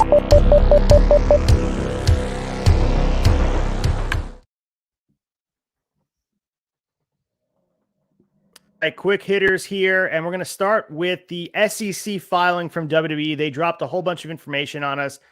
We know the acquisition of Endeavor and them taking on WWE with the merger in UFC. We did get a name, and I'm not sure if this is going to be a permanent name, but the company was being referred to in the SEC filing as New Whale Incorporated. So it was noted in the filing that the name is temporary. We're not going to sure if we're going to get something similar to it, but New Whale was an interesting wonder, like what kind of code that was. Like it definitely popped me when I heard it. Like, what the fuck's a New Whale? This seems like the cockiest fucking name ever for an SEC filing. Like New Well, like a money well, like that's a well that we want to get behind. Like it seems so cocky. If they keep New Well, it almost gets major points with me because it's so like we're the new well on Wall Street. Like I don't know. They also dropped some of the money that people got because they had to be transparent with who received what for the finalization of the deal. And some of the amounts are crazy here. The SEC talked about the financial compensation with guys like Vince McMahon, who received over $16 million. Nick Khan got $72 million. Paul Levesque got over 25. Frank Reddick III, man, you don't even know who he is, but damn, he got over 20 million. Kevin Dunn, his goofy ass got 31 million. And we got Suzette Ramirez Carr. She got $3 million. So everyone making out, you want to talk about wrestling eating, but goddamn, everyone in the front office of WWE, they're eating well too. I mean, something rubs me the wrong way that Nick Khan more than doubled anyone else mentioned. Like, I get like Vince has been making money for years. Triple H has been making money for years. But I don't know what I'm sure there's money being divvied in other ways, but that just rubs me the wrong way. It's like, dude, you just got here. How are you getting the big payday? Apparently he negotiated all the deals and got them to this level, but that's a conversation for another time. The biggest Stephanie McMahon was listed on there, but she apparently got no financial compensation for the acquisition. So I'm sure she was taking care of other ways than McMahon, obviously. But as far as transparency with the SEC, she got nothing from the deal. That's crazy to me. It's still kind of setting into me that WWE is no longer a mom and pop McMahon company. It's still very, very weird. I wonder if they get those at small payments or just one chump change. I mean, dude, Nick Khan cutting a check for $72 million, like insane. What bank is cashing that check? Right. Banks I will never be privy to. Well, let's talk about GCW again, and they're paying tribute to the Atlantic City's famous Carousel Room as it's no longer going to be used for GCW at all. So we close an era in professional wrestling, and this came out pretty quickly, and Brett Lauderdale was on the GCW Patreon talking about how the Showboat result in Atlantic City. This is the home of how many famous moments. You talk about the Cardona death match. You can talk about all the, I was at the Tournament of Survival last year. His quote was, after much speculation, the Carousel Room is finished as part of their big renovation that's going on the Showboat. They're repurposing the Carousel Room. It's going to become miniature golf, bumper cars, and believe it or not, a carousel. This was the idea of one of the higher ups who helped plan it out. And I can tell you there's a lot of people in the Showboat who are going to miss the Carousel Room. So we had a couple people coming out and talking about the history of it. I love the quote. I put it on my Instagram today. Allie Katch came out and said, "May the blood and glass and ghosts continue to haunt anyone who dares step in this sacred space." I loved it. Put that on a damn shirt. Yeah. And then Matt Cardona did talk about it pretty transparently, talking about how some of the greatest moments of my indie run and my career happened inside that Carousel Room. So they'll still continue to run Atlantic City. They'll still run the Showboat, but it's a completely different place. They're going to be taking on a place called the Terminal. That's where the Tournament of Survival weekend will take place with the Cage of Survival and all that. It's going to be a new event space on the property. some new memories being built, but it will not be the same as the Carousel Room. So rest in peace. A great wrestling you. Yeah, when I think GCW, I think the Carousel Room, this is equivalent to CBGB's closing its doors. A great venue going away. This is the end of an era. We move on to, we got Night of Champions in Saudi Arabia. So, we got the Showboat Room, Carousel, and we also have Jeddah, Saudi Arabia for that giant arena. We have the first World Heavyweight Champion to be crowned. We had those mini tournaments, started with the Triple Threats and had the finals on the respective Raw and SmackDown weekly shows this week. So we now know the match will be Seth Rollins versus AJ Styles for the inaugural belt. To go back on SmackDown, AJ Styles defeated Bobby Lashley in the semifinals of the World Heavyweight Championship that took place on Friday SmackDown. We did hear a little bit of talk on the Raw Down, guys. If you want your WWE fix, go and watch the Raw Down. Our boys are here Thursday night. Always talking about it. Drops on Friday morning as well with all the latest WWE news. But they were talking a little bit about how anyone could win that match. And you can make the argument that on the SmackDown side, Styles with Edge and Rey Mysterio, there was a good chance, even Bobby Lashley, Austin Theory, and Sheamus, there was a lot of people on both sides that could have been walking out. And I think the best result probably was Seth Rollins versus AJ Styles, but Edge coming out and saying that he wants one last run before he retires made me think for a second they might have done it. But I think this is the best option for Seth and AJ to go out there and legitimize a championship belt that needs to be legitimized. Yeah, Edge was being a total carny and swerving the fans because I bought into it too. It was a great promo. But I think it was the right move because if you're looking at who's going to get, if this is supposed to be a workers title, a working world champion, Seth and AJ is going to give you the best match. And I look forward to seeing the match. I think they're going to tear the house down. Early predictions. You think Seth wins, the early favorite, or do you think there's a chance AJ gets the win here in Saudi? Man, I think Seth should win it. I think all signs say Seth is going to win it, but the fact that all signs say Seth is going to win it makes me think that they could possibly swerve us and give it to AJ. I'm happy. If anyone's earned the guys. right, it's Seth. But at the same time, if they swerve us and they do something large with AJ, I wouldn't be against it.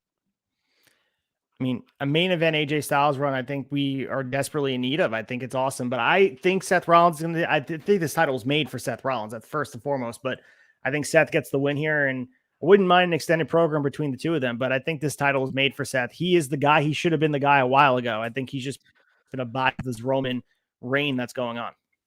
Yeah, he is essentially the Randy Orton to John Cena with Roman Reigns. He's kind of caught in the Roman Reigns era, and hopefully, I'm with you. If Seth wins, I would love to see an extended program with AJ. Give us a series of matches between these two. So let's go over to the independents. We have AEW World Champion Maxwell Jacob Friedman appearing at Creator Pro's homecoming show this past Saturday, and he wrestled. So everyone knew he was going to be there, and obviously Creator Pro is the school that he trained at. He wound up wrestling the son of the sun, Leo Sparrow. He got on the mic, was talking about everyone in Creator Pro, how he's the future. MJF, his music interrupted him, and everyone popped huge. It was a huge crowd over at All Sports Arena. MJF got on the mic and then challenged him to a match, which was crazy to watch. And it's available full on YouTube if you guys want to check out the match. It was also live on Twitch streaming. So MJF, we all know he got his start at Creator Pro. He got on the mic, was thanking Brian Myers, thanked Pat Buck. And Leo Sparrow, I just saw him at Victory Pro Wrestling the other day. He was great talent. We've seen him in AEW programming in dark and elevation capacity. So you'll likely see him up and coming in the next few years. He's a young talent, and there's a reason why a guy like MJF wanted to work with him. And think about the trust, the level of a guy. There's so much invested in MJF. He hardly wrestles on AEW television. So the trust that was put in Leo Sparrow, it spoke volumes about what everyone thinks of him. Absolutely. To put a world champion in your hands of a major promotion, that's a big sign of faith. And I didn't get to watch it. I saw clips, but I didn't get to see where he acknowledged Brian Myers and Pat Buck. How did you see it? Yeah. Ace, how did that come across as far as him playing up his gimmick and his heeldom and throwing some superlatives towards Brian Myers and Pat Buck? Well, he did the whole Long Island is the most magical place thing. So he kind of did it like a home game similar to AEW. So he talked and he was pretty genuine. And I think he's been genuine about Create a Pro, and he was getting people to chant CAP. And he was talking about if you want to become a future legend like myself. So obviously had like the cockiness to it, but was very complimentary. And I think that was the goal of bringing him back. It means so much for him to come out there with the AEW world title in tow and saying the nice things he is. And it just speaks to not only the Northeast, but Long Island specifically is just churning out wrestling personified. And I could talk about on the remarkable side with Gabriel Sky, Desmond Cole, Tristan Ty. Those guys are just absolutely tearing it up. Percy Ryan. And that's just 4 guys in the sea of guys that are so talented. So again, support your local independents. You don't know who's going to turn up. You might have MJF in town. So awesome Night of wrestling in Melville. Honestly, yeah, Long Island seems like a hotbed right now. And I know I've heard Tony Khan call Create a Pro his heart dungeon for like, if he's Vince McMahon, Create a Pro has kind of become his heart, MJF kind of being his Bret Hart and funneling in these guys from Cap. You've got the Max Casters, the Chris Statlanders, all of those guys that have came through. Yep. It's exciting to see independence flourishing, and Long Island's got a killer scene right now. Yeah, I mean, like you said, iron sharpens iron, so they're just working independence, and it's not just Create a Pro, it's VPW, it's Remarkable, it's NYWC, and not to mention even the smaller ones too. On Thursday night, I'm going to Wrestling Is Now, presented by Outlaw Wrestling. Got guys like Joey Conway there and SAT. I mean, go House of Glory, that's Amazing Red School. It's like, that's in New York City, but still, it's right here. And the options are endless. And you want to talk about the TV deals showing the profitability and the success of wrestling. It also speaks to all these small promotions thriving around as the hub. If you want to look at like the solar system with the big giant sun being WWE, but everything popping up around it, just circling around. That's a big thing, man. The major promotions have no future unless there's a healthy underground. So when the big promotions are healthy, you can assume the underground is extremely healthy. So we have a Best of Super Juniors update. So we know the 13th Best of Super Juniors tournament began on May 12th. We'll see the finals May 28th at the Otis City Gymnasium. We got most of the regulars of the juniors competing, and we got some guys from CMLL. We also got Kushida, who's going to in his first tournament since 2018. We got 4 debuts in this tournament: Leo Rush, Kevin Knight, Speedball Mike Bailey, and Dan Maloney. So Revolution Pro, he's representing. And this is the tournament being for the first time, and cheering fans for the first time since COVID-19 and all the stuff went on with that bullshit. So we have all of them allowed to cheer and all that. And the schedule, as we know, we have semifinal block matches for the first time since 2014. So the tournament, as if you guys want the history of the tournament, was formed back in 1988. It was originally called the Top of the Super Juniors, and it's been run annually since then. 1994, the tournament was renamed the Best of the Super Juniors, and since 96, the tournament has been divided into 2-block system that we see today. During the round robin portion, as we're seeing right now, that's where they're at. A win is worth 2 points, a time limit draw is worth 1, and any other result. All matches have a 30 time limit, though in the past it's been 20 minutes. So you're either earning 2, 1, or 0 points. The most points will get to the semifinals, and we'll get the finals on May 28th. Speedball Mike Bailey beat Takahashi, which was an absolute fantastic match. I put it on my Instagram reel. Absolutely awesome. So if you guys are looking for some good wrestling to consume, I know New Japan World is like, there's a lot of wrestling to watch. And as we continue to drive towards the summer at AEW, it's a lot to ask to watch New Japan Pro Wrestling, but pick and choose what you watch. Best of Super Juniors, you're going to see a lot of consistent wrestling, and they're wrestling multiple matches a day from May 12th to May 28th. It's a grind. Absolutely awesome. Yeah, and guys, if you need a reason to watch the Super Juniors, go back and look at who has competed in these tournaments.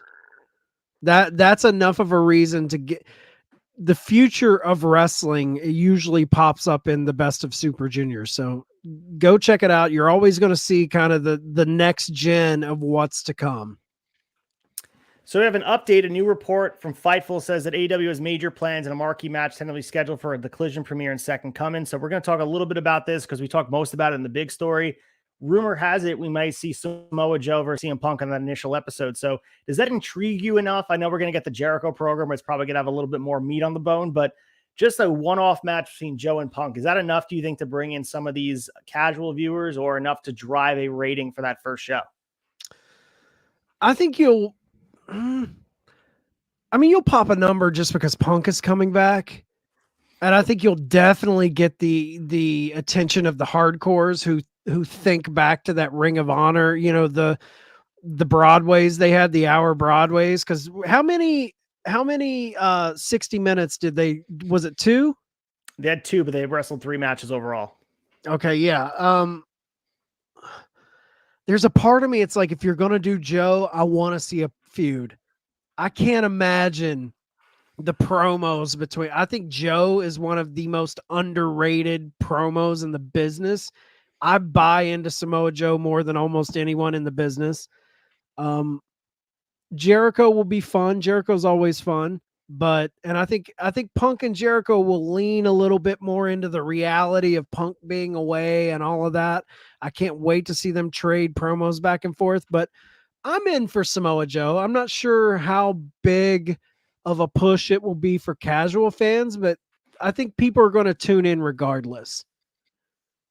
Yeah, I agree with you. And I think, as we said, just having Punk on our screens, I think they need to announce it first and foremost, and whatever he's doing, I think they should jump right into the major stuff originally. And there's been some criticism, and we mentioned the Conan thing on Wrestling Observer Radio, where he talked about, he was critical of how Punk was used. He most notably talked about the match he had with Lee Moriarty on a Rampage and working with the younger guys like Powerhouse Hobbs, and all throughout, he thinks obviously Punk has limited amount of bumps left on that card, so you don't want to be using him for these smaller time matches. So let's just start piling on these great matches. Give away all pay-per-view quality matches on TV, but a Joe match would be a great way to set the tone that Collision's must-see TV, and this is the first time it's happening. And since 2005, it's a huge deal. The two of these guys going to get in the ring with history. And it also, by proxy, helps Ring of Honor as well. Like, by the way, we also have all the video library of Ring of Honor. Come check that out on Thursday night. So I think it helps both things as well. And I'm looking forward to it. And again, we're in the bubble of the diehards, so sometimes we're a little bit blinded by it, but I think it means a lot to have these two guys wrestling for their legacy and for what it means to Ring of Honor and AEW at large. Absolutely. It's historical. It's a rematch everyone's been waiting for.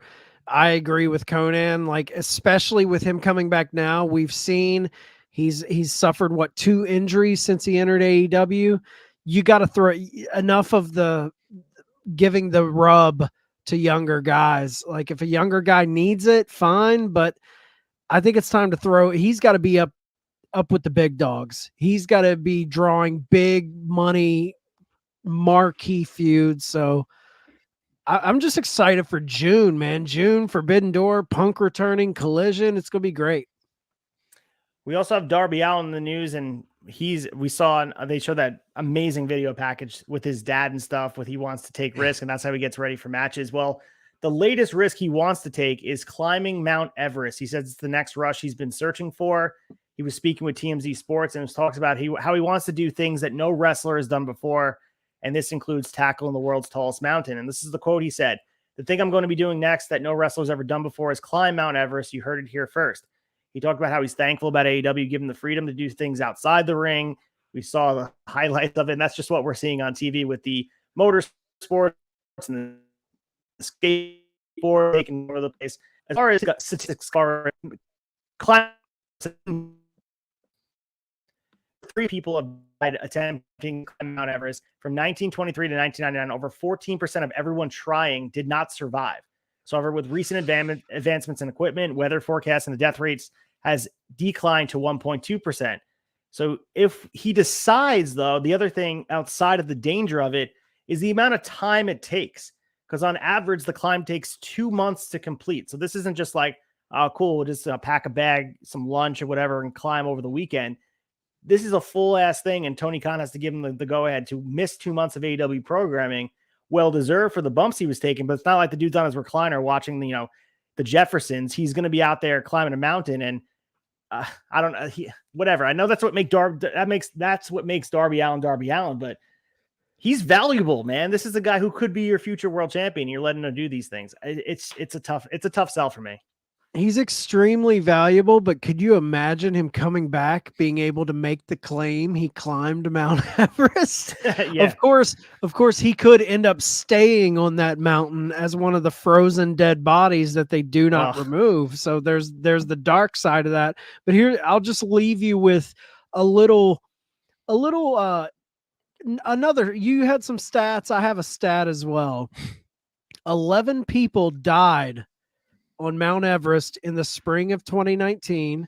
It was the peak's deadliest climbing sprint in recent memory.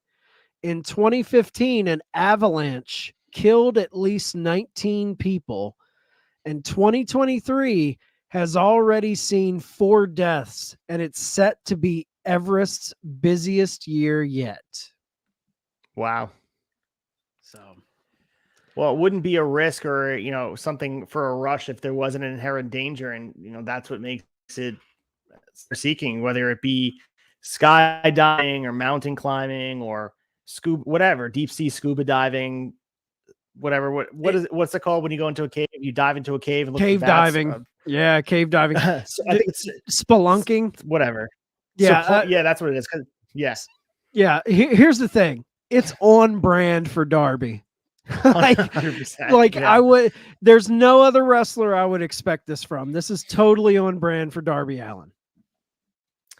Yeah, and best of luck to him. And if he says he's doing it, There's no way this dude's not doing it. So it's a matter of when. When is the most opportune time to miss 2 months of television? And sometimes it happens with AEW where you don't even notice a guy is gone. So maybe he'll yeah. He just Darby's back. I guess they're using it. No, by the way, he was on Everest for about 2 months. So. Yeah, what a vacation.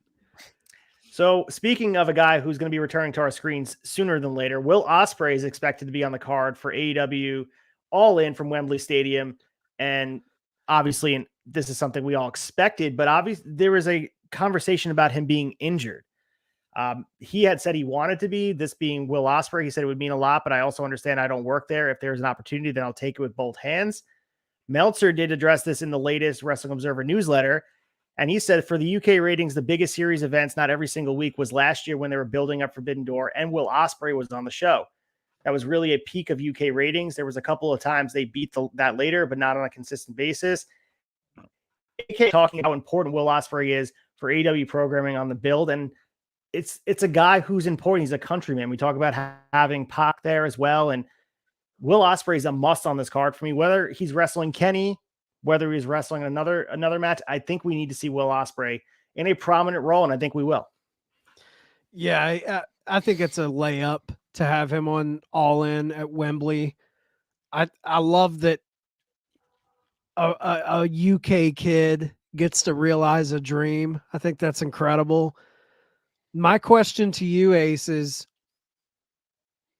Kenny Omega rematch at All In. The first match is, in my opinion, still match of the year. Right.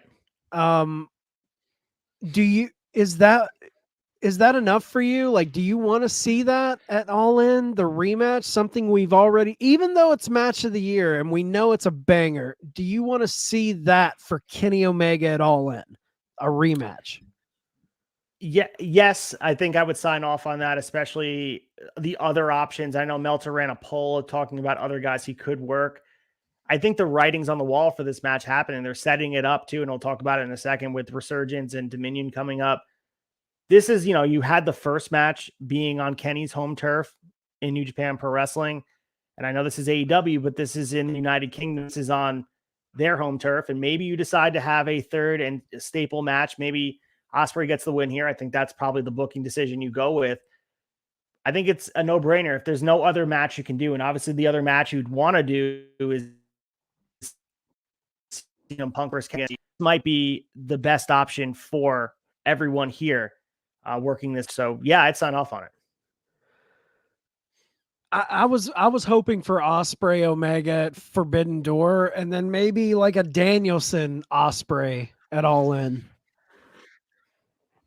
I mean, I would definitely love the Danielson Ospreay match. I just think the story is there already and you can build up the importance, because we have Will Ospreay trying to earn back a shot at the IWGP US Championship, because he's wrestling Tanahashi at Resurgence on May 21st. And if he wins that match, he'll take on Lance Archer at Dominion June 4th. It sets the table for later on in June. It really does. Like, it's right there for to build it up all the way until All In. I mean, you could just go and work Forbidden Door. You could just do it then and blow it there and maybe have the third match there. Maybe it's too soon. It's definitely tricky. I think ideally, we've talked about it for so long. I think having Kenny Omega and CM Punk working each other in some program, whether it be a trios match or a one-on-one, to me, that's the money match as far as AEW goes. But maybe they wait until they really need to sell a lot of tickets, because they already have people in the door. So maybe they want to wait to use that as an incentive to get more people in a show that isn't as attractive.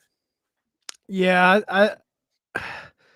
I think a lot of people will be pumped regardless. I do think there's going to be, I think a lot of people are gunning for that Punk Elite match in some iteration. I don't know. I think it'll be a miracle if that happens at All In, but I think Punk Omega at All In is going to sell a lot more tickets than Ospreay Omega. No doubt at all. And as far as just bigger picture, as far as the buzz on the internet, like you said, we've seen Ospreay and Omega go at it earlier this year. So it's not like we haven't seen it. Maybe if this was the first time they were working, it's like, oh, okay, right. Cool. Right. I think there's a lot of story there. And also the other thing too, got to remember, there's a built-in feud with the Don Callis thing. And I mentioned it, I showed the 100%. Twitter bio. The Don Callis, they're already building towards this. But again, it could happen at Forbidden Door. Forbidden Door is also happening in a big city in Toronto. So Don Callis' hometown and Kenny Omega's hometown. I know it's Toronto, not Winnipeg, but it's also like, it's Canada. It's their home country. So it's a homecoming in some capacity for the Canadians on the roster. So we may not have to wait for All In. If they definitely pull the trigger on Ospreay Omega at Forbidden Door in June, there's more clarity about potentially having this trios match, because you have a lot of time to get there. Punk will have his feet well established and on Collision. Maybe some people are kind of easing into working together, and all of a sudden you don't know what happens. You have the AEW tag champs and the Young Bucks on the other side ready to do business, and here we go. We go off the races with the trios match. I think that's AEW, man. That just shows we've completely arrived. We put shit behind us. Yeah, if you want to completely put stuff behind you, then that match has to happen. And everyone, I think if that match happens, all skepticism will vanish from the fan base, because everyone's on board. I think if Ospreay Omega happens at All In, I think it'll be the third match, because I think Forbidden Door, Canada, I think that steel cage match with Moxley, the turn from Callis, that was a push towards Forbidden Door. That was them setting the table for, because I think we're probably going to get some sort of big blood and guts, big match at Double or Nothing. And then Omega Ospreay. We might even see Ospreay pop up at Double or Nothing. Yeah. I could see that for sure. I just to put it out there, I truly believe Takeshita's turning heel and joining the BCC with Don Callis on his side, just for purposes of that match. And then Kota Ibushi is going to be involved on the other side of Blood and Guts. And then, man, off to the fucking races. Let's go. Sign me up. Sign me up. All right, let's move on here with Mark Briscoe being on Talk is Jericho. And first and foremost, aside from the headlines thing, and this was a great interview. Awesome to hear Mark Briscoe talk about everything. Dealing with, obviously, his brother's untimely passing. But the things he did say was telling about the things he's dealing with on a daily basis with the success he's seeing for himself carrying that Briscoe banner. But he said, Jay had such, whether it was warranted or whatever the word is I'm looking for here, he had such guilt that we never did make it on TV. He felt it was his fault. Obviously, we've talked about it at length here about how the Briscoes were banned from TV with Warner Brothers Discovery. And now he's being able to be presented with Jay's passing. And maybe you can make the argument that it never would have happened if Jay didn't pass. And that's conversations that everyone's been having, unfortunately. I mean, a great interview, first of all. Go out and check this out. Jericho is a great person to listen to as far as interviews go. And this was an awesome conversation, but that stuck out to me a lot. And he's dealing with a lot. Obviously, he's the grief of losing your brother, your best friend, but also the what ifs. Like you're enjoying the success. You're on these planes traveling city to city and working programs. You're special ref and at Double or Nothing in this tag title match. But there's still that level of it wouldn't happen and your brother had to die for it to happen. It's a terrible, terrible thing he's dealing with. Yeah, and he mentioned about Jay holding guilt that they never made TV. I wonder if Mark holds guilt that he made TV now that Jay's Right. not around. Like there's two sides to that coin. And like you said, it's a great interview. I loved it. I'm a big fan of Talk is Jericho, especially when he has monumental wrestling interviews like this. I think back to Moxley gave his first interview on Talk is Jericho when he left WWE and joined AEW. But there was a little nugget that Mark talked about on this episode that really hit me hard, where he was talking about, everyone said, "Oh, Mark's doing so well. He's handling it," but he gave a little nugget where he talked about he was talking with some of the boys in the back and discussing like just the route they take and the plane flight and how it was going. And it made him think about Jay, and he kind of choked up and started crying with some of the boys in the back. And it just goes to show you, man, even though he's holding it together and he's using wrestling to move past this tragedy, like he's still human. It's still his brother. And he still has those moments, that we don't see as fans. He puts on the strong face for the television cameras, but this is a family still grieving and still at a loss for a monumental part of their family's gone now. So I'll always be in the Briscoe corner. I love those dudes. I think they're what's great about pro wrestling. And I'm just happy to see Mark on a premier stage, honoring his brother. Yeah, and we've seen Tony Khan handle this with such class. And I mean, did the same thing for Brody and his family and doing right by the legacy of both parties, of both Brody and also with the Briscoes and Jay. Yeah, it just sucks, man. And I'm sure, and all the thoughts and well wishes to that family who's still dealing with it. It happened at this point a few months ago, but it doesn't get easier. So all you can do is just do the things you love and follow the passion. And it seems like their faith has really guided them through this and kept them strong, which, that speaks volumes about the family unity they have on that side. So we've on here to Impact Wrestling, making their debut in Australia this summer as part of a four-day event tour. So the promotion will head to Wagga Wagga, New South Wales, Australia for events on Friday, June 30th and Saturday, July 1st at the Equix Center. In addition of the two fan events, we also got Conrad Thompson on hand to do a live podcast. This is the Impact's first show outside North America since September 2018, where they did an event in the UK. This is big news. This is awesome. In fact, they're growing in different directions. And Nick Storm of the Turnbuckle Tavern, you got to imagine he'd be in the building, right? Yeah, you got to be there. Nick Storm, get your shit together, get some tickets, be live.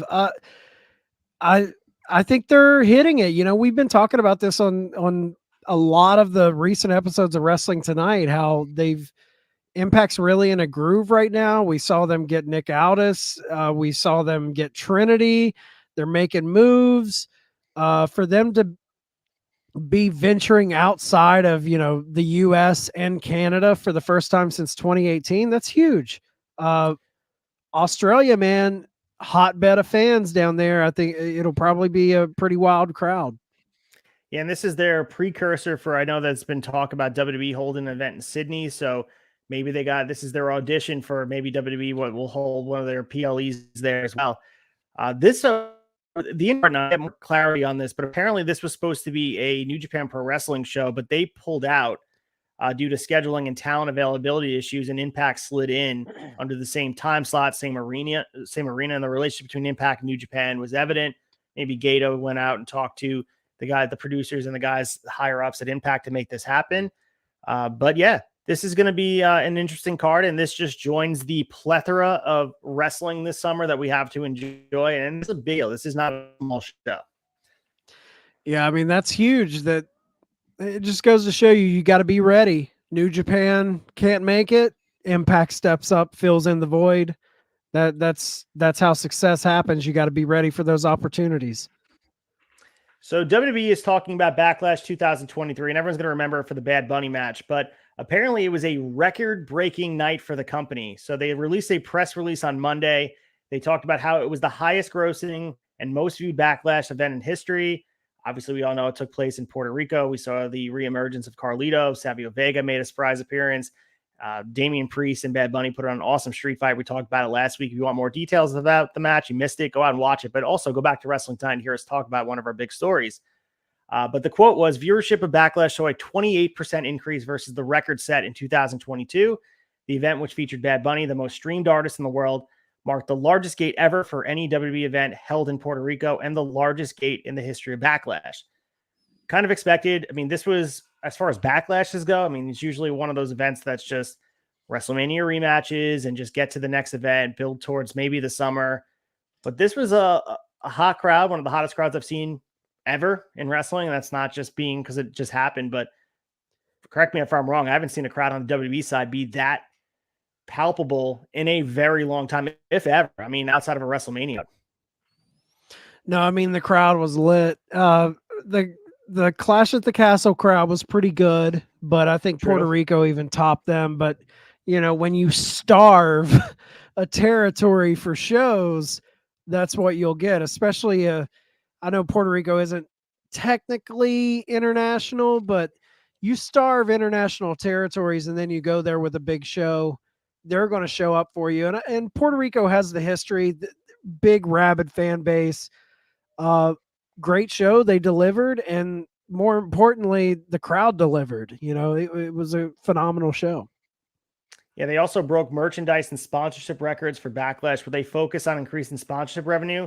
This was up 98% from just last year. So huge numbers on WWE side. And, you know, they're always going to say things are breaking records and it's a different landscape than it was. You know, Backlash 2001 is certainly not the same company that produces Backlash 2023, but just shows they're hitting home run after home run.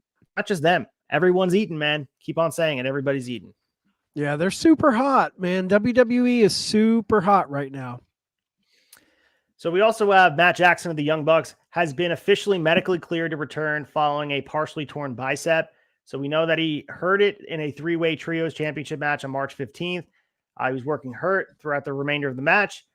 Then he talked about how he opted against having surgery to repair the injury, which would have put him out on the shelf approximately 7 months, which he would have missed a whole bunch of things going on for AEW. So he did not want to miss it. He decided to let it heal.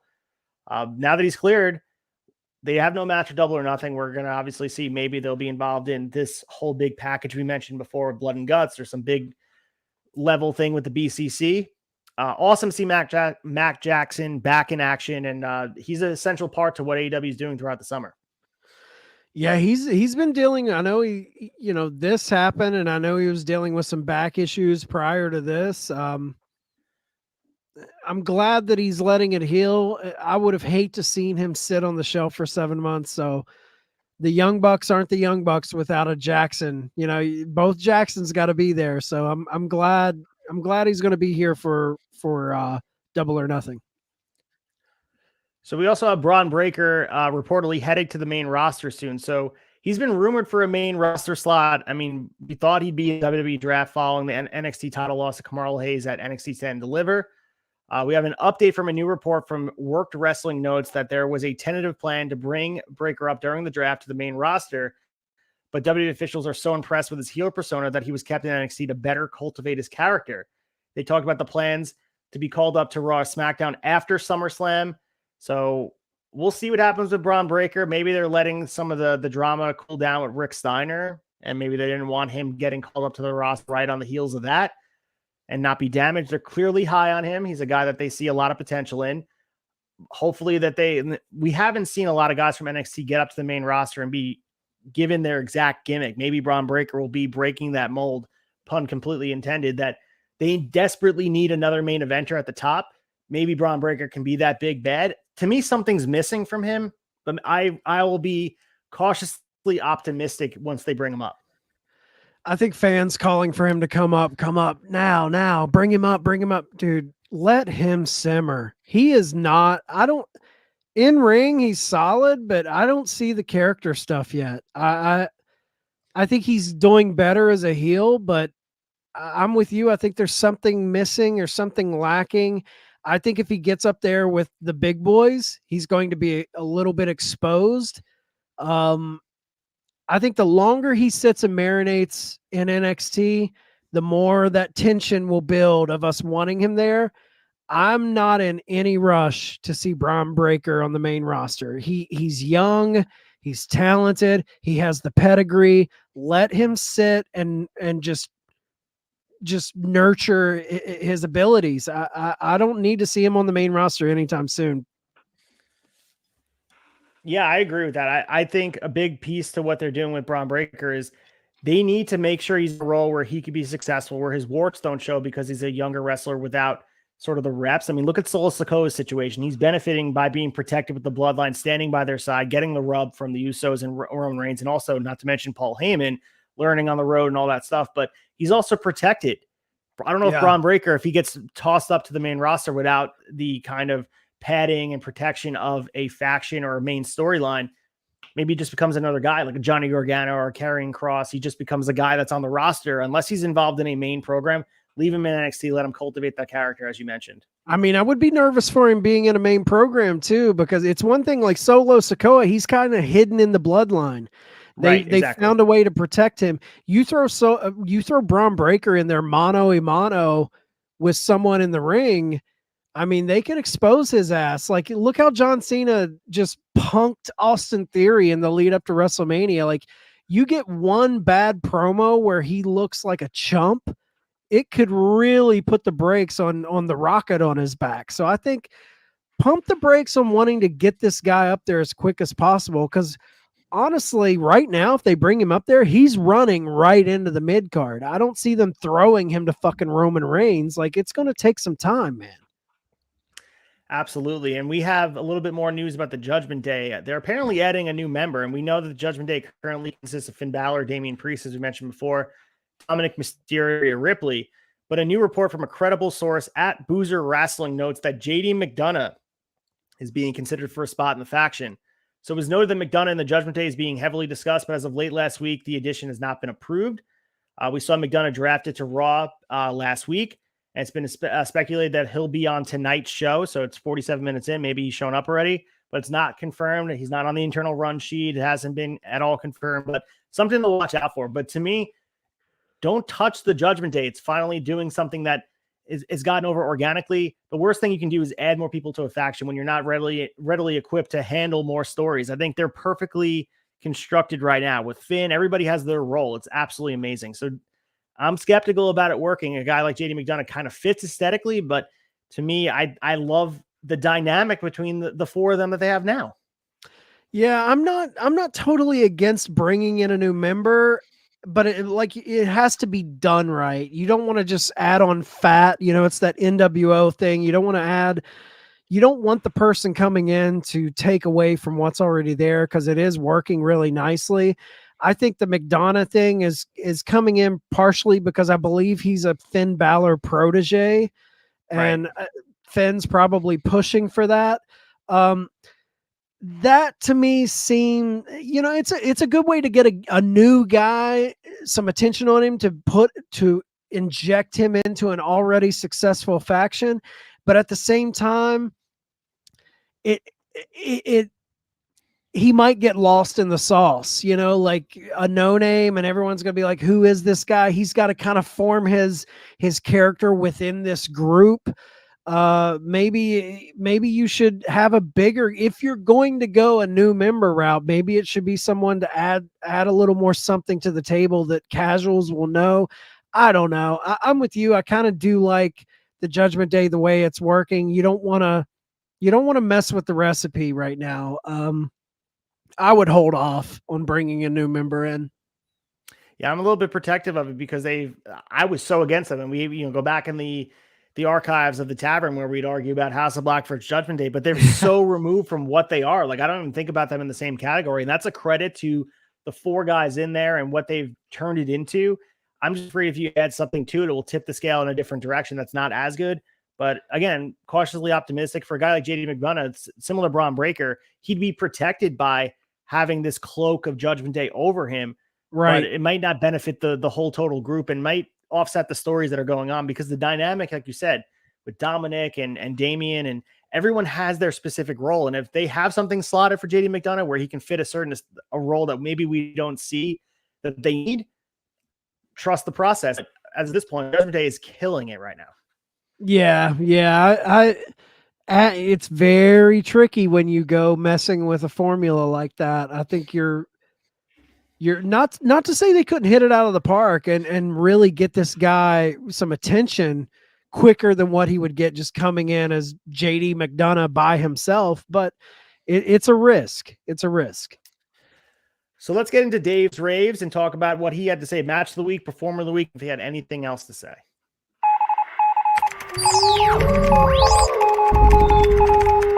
Dave raves.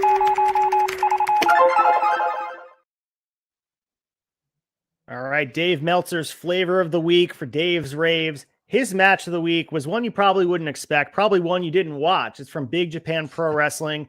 The show was Endless Survivor Infinity Independent. This was Yula Aoki versus Yuji Okabayashi, May 4th from Yokohama. What he said, I did not check this match out. He gave it 4 3/4.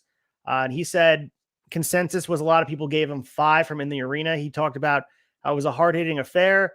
How you talk about how Aoki is a former sumo and only has 6 years experience, but he's a guy who's learned it really quick.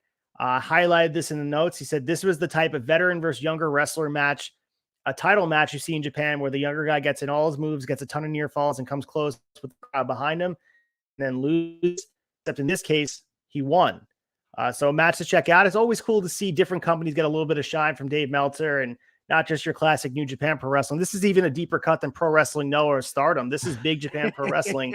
And for it to catch Dave's eyes, dude, like, it's probably good. So I'll do some research about where to find it. But if you guys are looking to check out some good Japanese wrestling, hard-hitting affair, you talk about the different spots here, check it out. This is, again, Big Japan Pro Wrestling, Endless Survivor Infinity Independent from May 4th in Yokohama. Well, let's be honest here. This is Meltzer showing off. This is Meltzer showing off. This is Meltzer showing off that he watches a lot of wrestling that none of us watch. But no, I love when he gives the deep cut matches, because, you can say, oh, Meltzer's, he plays favoritism towards the Japanese style, but I love that he dives into companies like this, because it illuminates things that me as a fan, I probably wouldn't hear about unless I heard about it from Dave. So I appreciate these type of awards he hands out. Yeah, absolutely. And again, it's just kind of a guide of what you should check out. And I look at all his matches that are above 4 stars, and I try to watch all of them. But this is one I'm definitely going to check out down the line. I'll keep you guys updated. And it may teach you guys a little bit about someone else that's catching fire that you may see down the line. When you talk about absolutely, Takeshita, he's a guy that was doing shit in DDT way prior to he got on the AEW landscape, and also working the Bola tournament, all that stuff. So you can kind of be ahead of the curve here. And maybe both of these guys will show up. We talked about Aoki being 26, only 6 years in the business. We may see him sooner than later on the North American side. Yeah. So we also have performer of the week. He gave it to Ray Phoenix, and he noted that match with Claudio, most notably, just the match they had. And this is a credit to Ray Phoenix, who was supposed to doing some time on the shelf to get healthy. I mean, we're just taking the reports at face value, but he's going out there and putting in the work. He's one half of the ROH tag champs, and he's been awesome. We haven't seen Penta as much, but Ray Phoenix is going out there and grinding. And most notably, again, that double Jeopardy match with Claudio could have been match of the week. I mean, obviously he thinks this match is better, but that was an awesome match to set the tone for Dynamite in a big way. Yeah, I love that match. I love the styles clash of that match. It almost makes me Phoenix has been so busy. It almost makes me think whoever dropped that report that he was taking off time for an injury switched it up, and it was actually Penta taking time off for the injury. It's a good point. I mean, we saw both of them in that battle royal, which obviously you can mask and you can just kind of go over the top rope without taking any bumps. But you're right. I mean, we have not seen Penta. Ray Phoenix has been more active than ever physically, as far as all the brands. And I'm just glad to see him on our TV. I love Ray Phoenix. So glad he's healthy, and glad to hear that, he's out there and getting some recognition from Dave in the newsletter. Absolutely. And I heard Dave last week, I believe, when they were discussing the Claudio match, they were like, Ray is such he's kind of an MVP for a company because he's a guy who can go out there with anyone, put on a absolute barn burner classic match, and he can lose and it doesn't hurt him at all. Yeah, you mentioned the styles clash, and that's always evident. I think that's also you guys always talk about that in the flagship. Those one being the matches that are the top for me as far as aesthetically. I think it's so cool to see, and it speaks to the dynamic nature of a guy like Claudio and Ray Phoenix to adapt to each other and then sprinkle in a little bit of a different game plan. Like you saw a different side of Claudio during this match.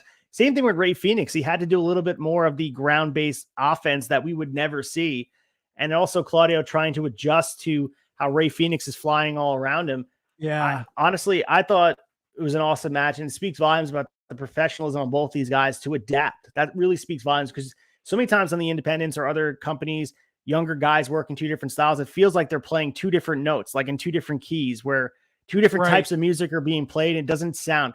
This was the perfect way to mesh two different styles. It's like when someone blends like techno with hardcore music and then somehow blends in. You got the keyboard going, and I don't know. Yeah. It's about how they're doing things and how great they are. Yeah, and low key, man, I know a lot of people aren't really talking about it, but Claudio's having a great run outside of WWE. Like he's quiet, and he was like this in WWE. He was quietly putting on some of the best matches of any SmackDown or Raw, and it continues here. But I love that he has an edge. He has an edge in AEW that he did not have in Stamford, and I'm really, really enjoying BCC Claudio. Yeah, they definitely took him and reinvented what he was. It was the edge that they were afraid to give him in WWE.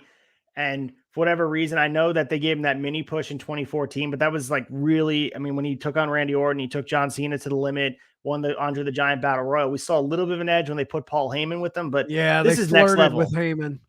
Yeah, I think they could have had a future WWE champion, and it's a missed opportunity because Vince didn't like the way he cut a promo, but doesn't have to cut a promo if he's out there looking like a Bond villain, just crushing people with an uppercut. Like, you don't need Exactly. All right, let's get to the week ahead and talk. We have so much to break down for the week ahead to get you guys caught up. We don't have Big Japan Wrestling in here, but there's enough to keep you guys occupied for the next 6 days. Yeah. The week ahead.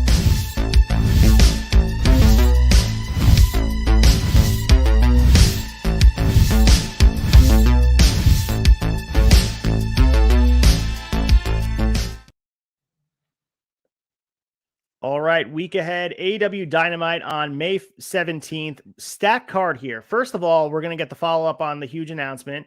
We'll probably have the information prior. We talked about the upfront event in MSG and New York City. But we're going to be getting a Don Callis promo, giving us a little clarity on why he turned his back on Kenny Omega. Jack Perry versus Roosh, Ricky Starks versus Jay White. We're going to get the Outcast versus Britt Baker, Jamie Hayter, and Sheeta, which could be a pay-per-view match. And Chris Jericho versus Roderick Strong in a Falls Count Anywhere match, JS and Adam Cole banned from the building. So not the same level of card that we got last week, but still a very stacked card on the horizon here that a lot to look forward to Wednesday. Yeah, and with Double or Nothing knocking on the door, I'm sure there's going to be a lot of surprises that aren't even announced. So for Double or Nothing, we only have 2 matches announced, but I'm sure we're going to get more announced, as you alluded to before. AEW World Championship, MJF for Sammy Guevara versus Jungle Boy versus Darby Allin for the AEW Championship. And also the tag titles on the line, FTR versus Jeff Jarrett and Jay Lethal with the aforementioned referee Mark Briscoe. Should be a fun thing. We got to get the international title. Who's wrestling Orange Cassidy? We need to figure out what's going on with the women's title.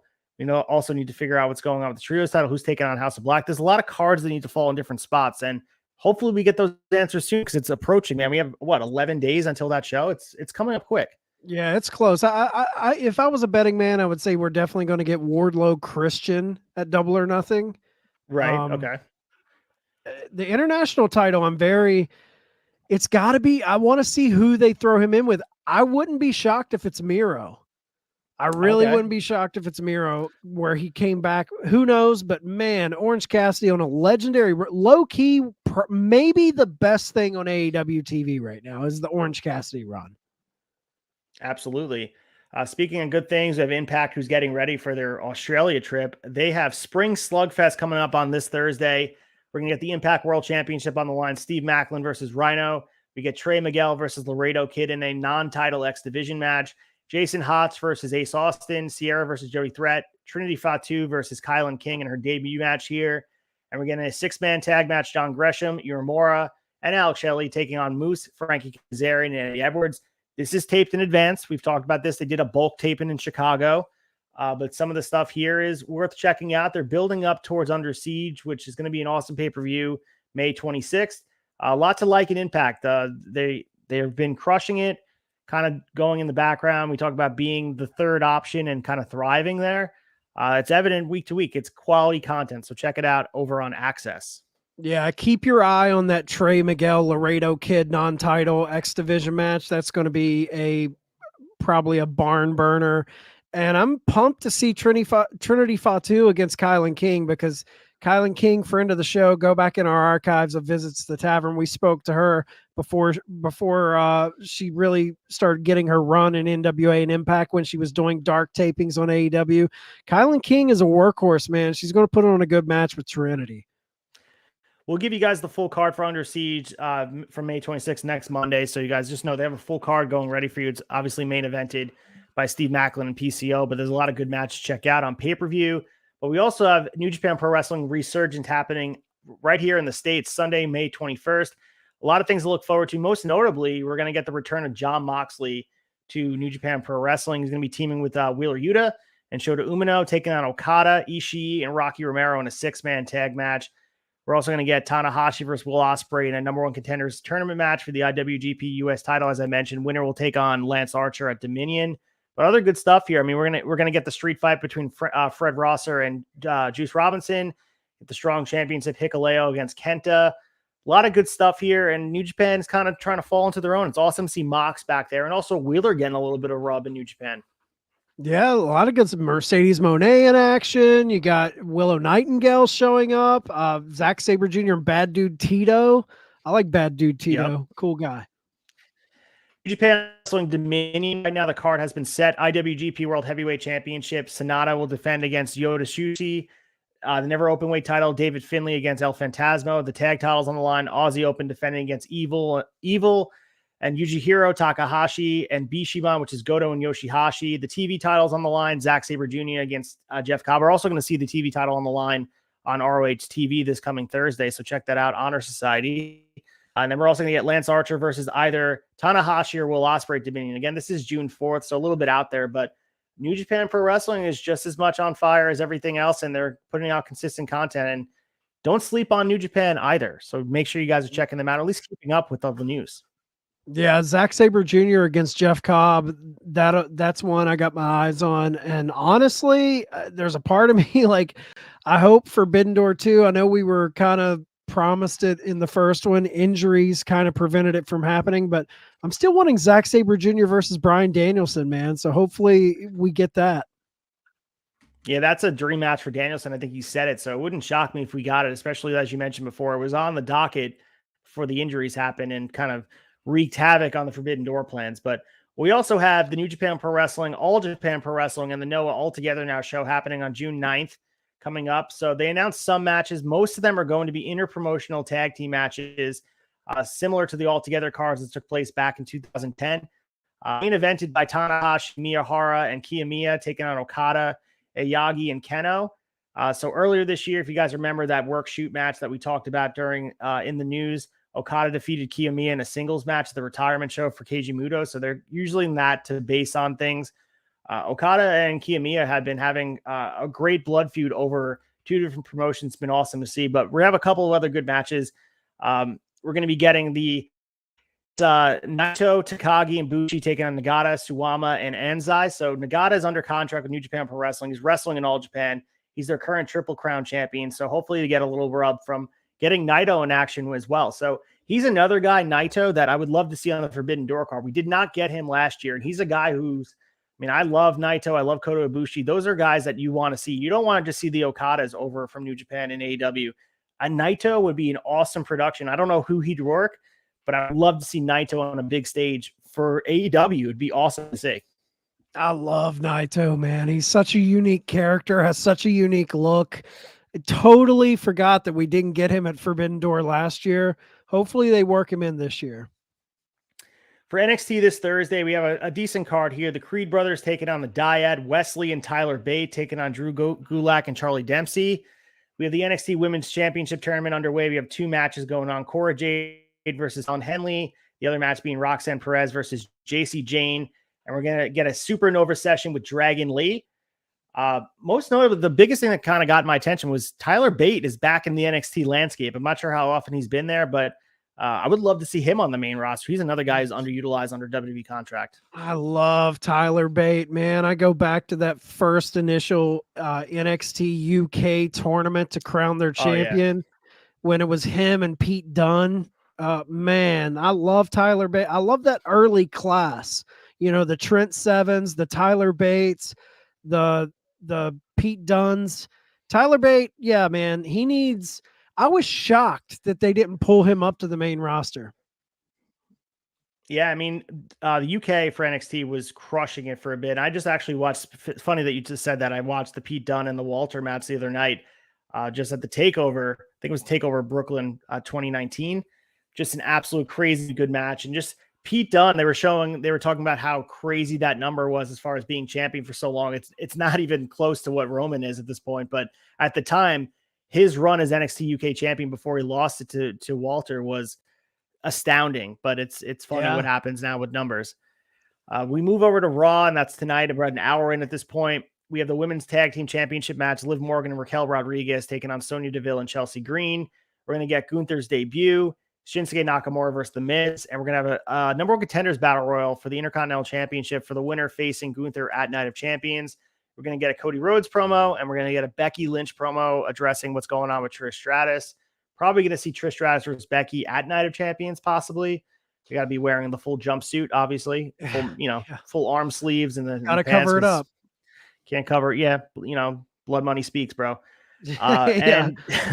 So Cody Rhodes' promo too. They're going to be having that match. It's going to be. We'll talk about the Night of Champions in a second, but we're going to get the third match between Lesnar and Cody Rhodes. So, or second match, I should say. But it's an emerging program here. Yeah, I want to see who wins that IC number one contender battle royal because I want to see who's next for Gunther. Same here. For SmackDown on Friday, we're going to get a face-to-face segment with Roman and Solo Sikoa with Kevin Owens and Sami Zayn. We're going to get the Usos versus the LWO, which should be a good match. Jimmy and Jay taking on Rey Mysterio and Santos Escobar. We're going to get the Grayson Waller effect with guest AJ Styles. The Brawl and Brutes taking on Pretty Deadly. So there will be that Elton Prince and Kit Wilson's debut here on SmackDown, taking on Ridge Holland and Butch. We're going to get the Profits taking on LA Knight and Rick Boogs. A lot of tag action here. A lot of emphasis on tag team wrestling on SmackDown this Friday. Yeah, fun to see the Grayson Waller effect and Pretty Deadly getting introduced into this episode. I think Grayson Waller has a huge upside. Dude has a killer heel character. So I want to, and I love Pretty Deadly. I think they're a very, very underrated tag team. So very well established gimmick. We talked about Braun Breaker continue to cultivate this character. Pretty Deadly. I love watching characters that are well thought out. We always talk about Dalton Castle being well thought out. Pretty Deadly feels like they have been working on this and have bought in so much to their gimmick. And Elton Prince and Kit Wilson, excited to see what they can do under the big machine of WWE if they put some stock between them. Absolutely, man.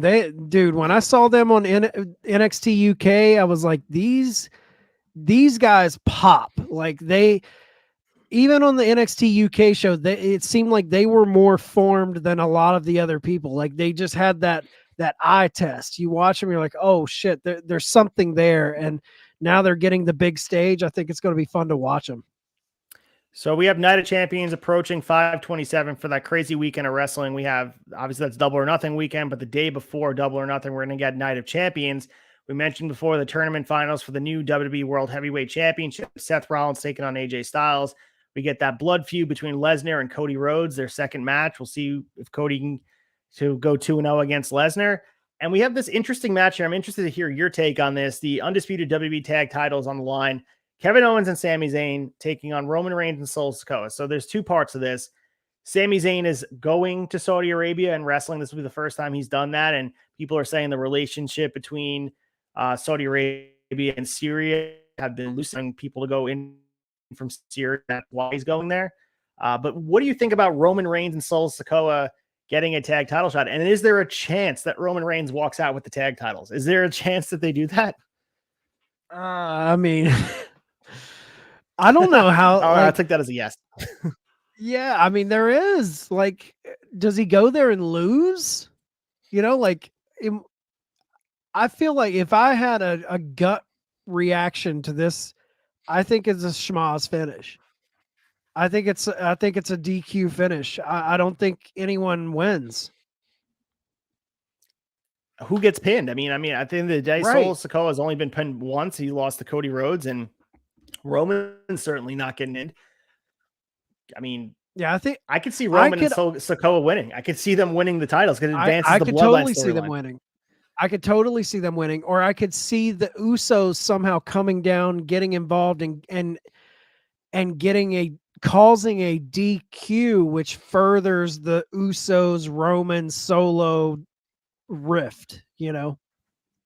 Yeah, we'll see. I know the Saudi princes have the pen, so we'll see what they have in mind for us on Saturday night. Yeah, so. exactly.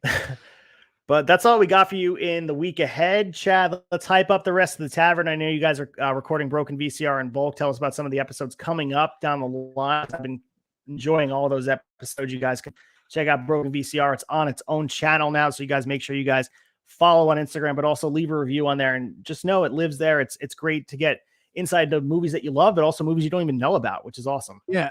Absolutely. Like if you're a movie fan, check us out. Apple, Spotify, Broken VCR this week.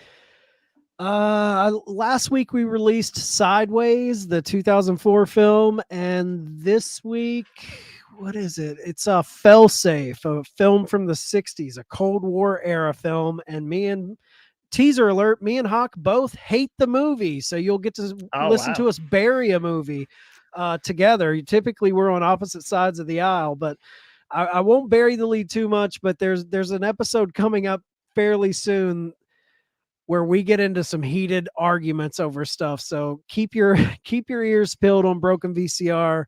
Flagship drops Thursday with me and Steve. We'll be breaking down all things AEW. We'll be talking all about Tony Khan's big announcement.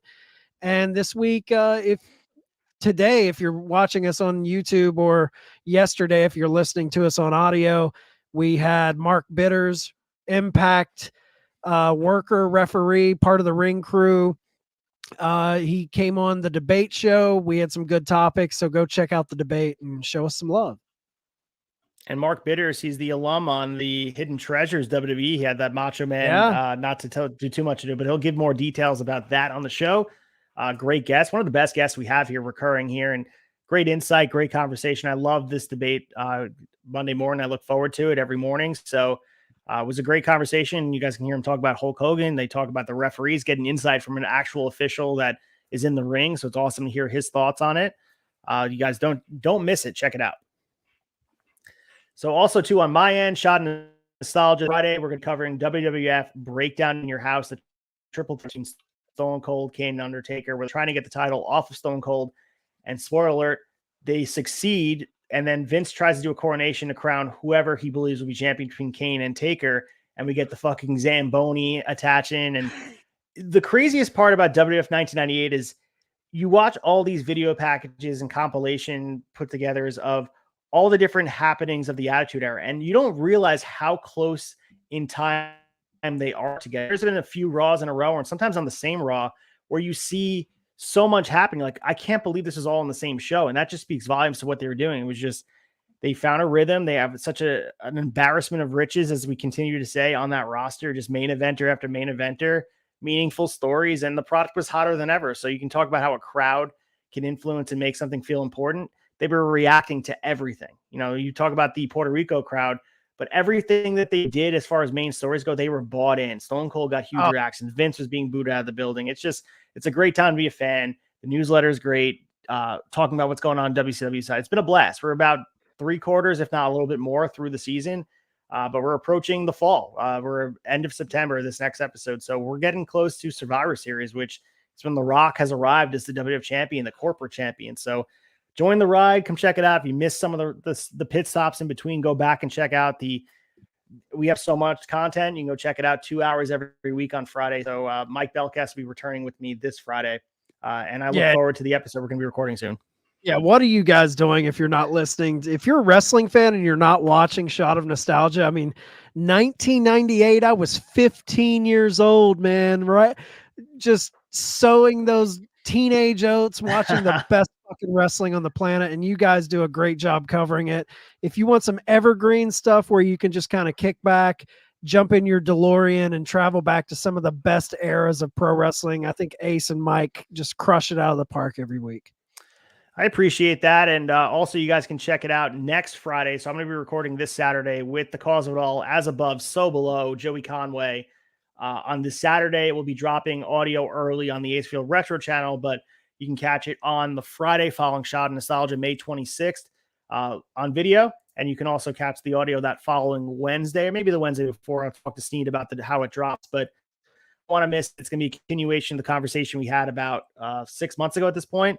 We didn't even touch the tip of the iceberg because he has so much to give. He just had a trip to Puerto Rico. He just worked Little Guido at an event. He's going to be, as we're talking, 3 days away from Wrestling Is Now. I think he's going after the championship there. So a lot to get into. Joey Conway, great guy. Follow him on Instagram, Joey Conway. Big into cars. If you're into that, he has an awesome dog. So he posts pictures of that, but also wrestling character. He's on the rise. So as we mentioned before, all the people that visit the tavern, learn about them before they make it big, because Joey Conway is going to make it big. Absolutely. So that's all I got. I mean, there's so much going on in the tavern. Make sure you guys like and subscribe and go and check out everything we're doing here. There's content Monday through Sunday at this point. Absolutely and if there's not a live show on, go back and watch some of the old stuff that we have here. As you mentioned, evergreen content, but you can go back and watch old AEW wrap-up shows, watch old Visits Tavern, watch old debates, dude. The debate is almost 150 episodes deep. I think we're at episode 130 something? 131 was this week, so it's climbing.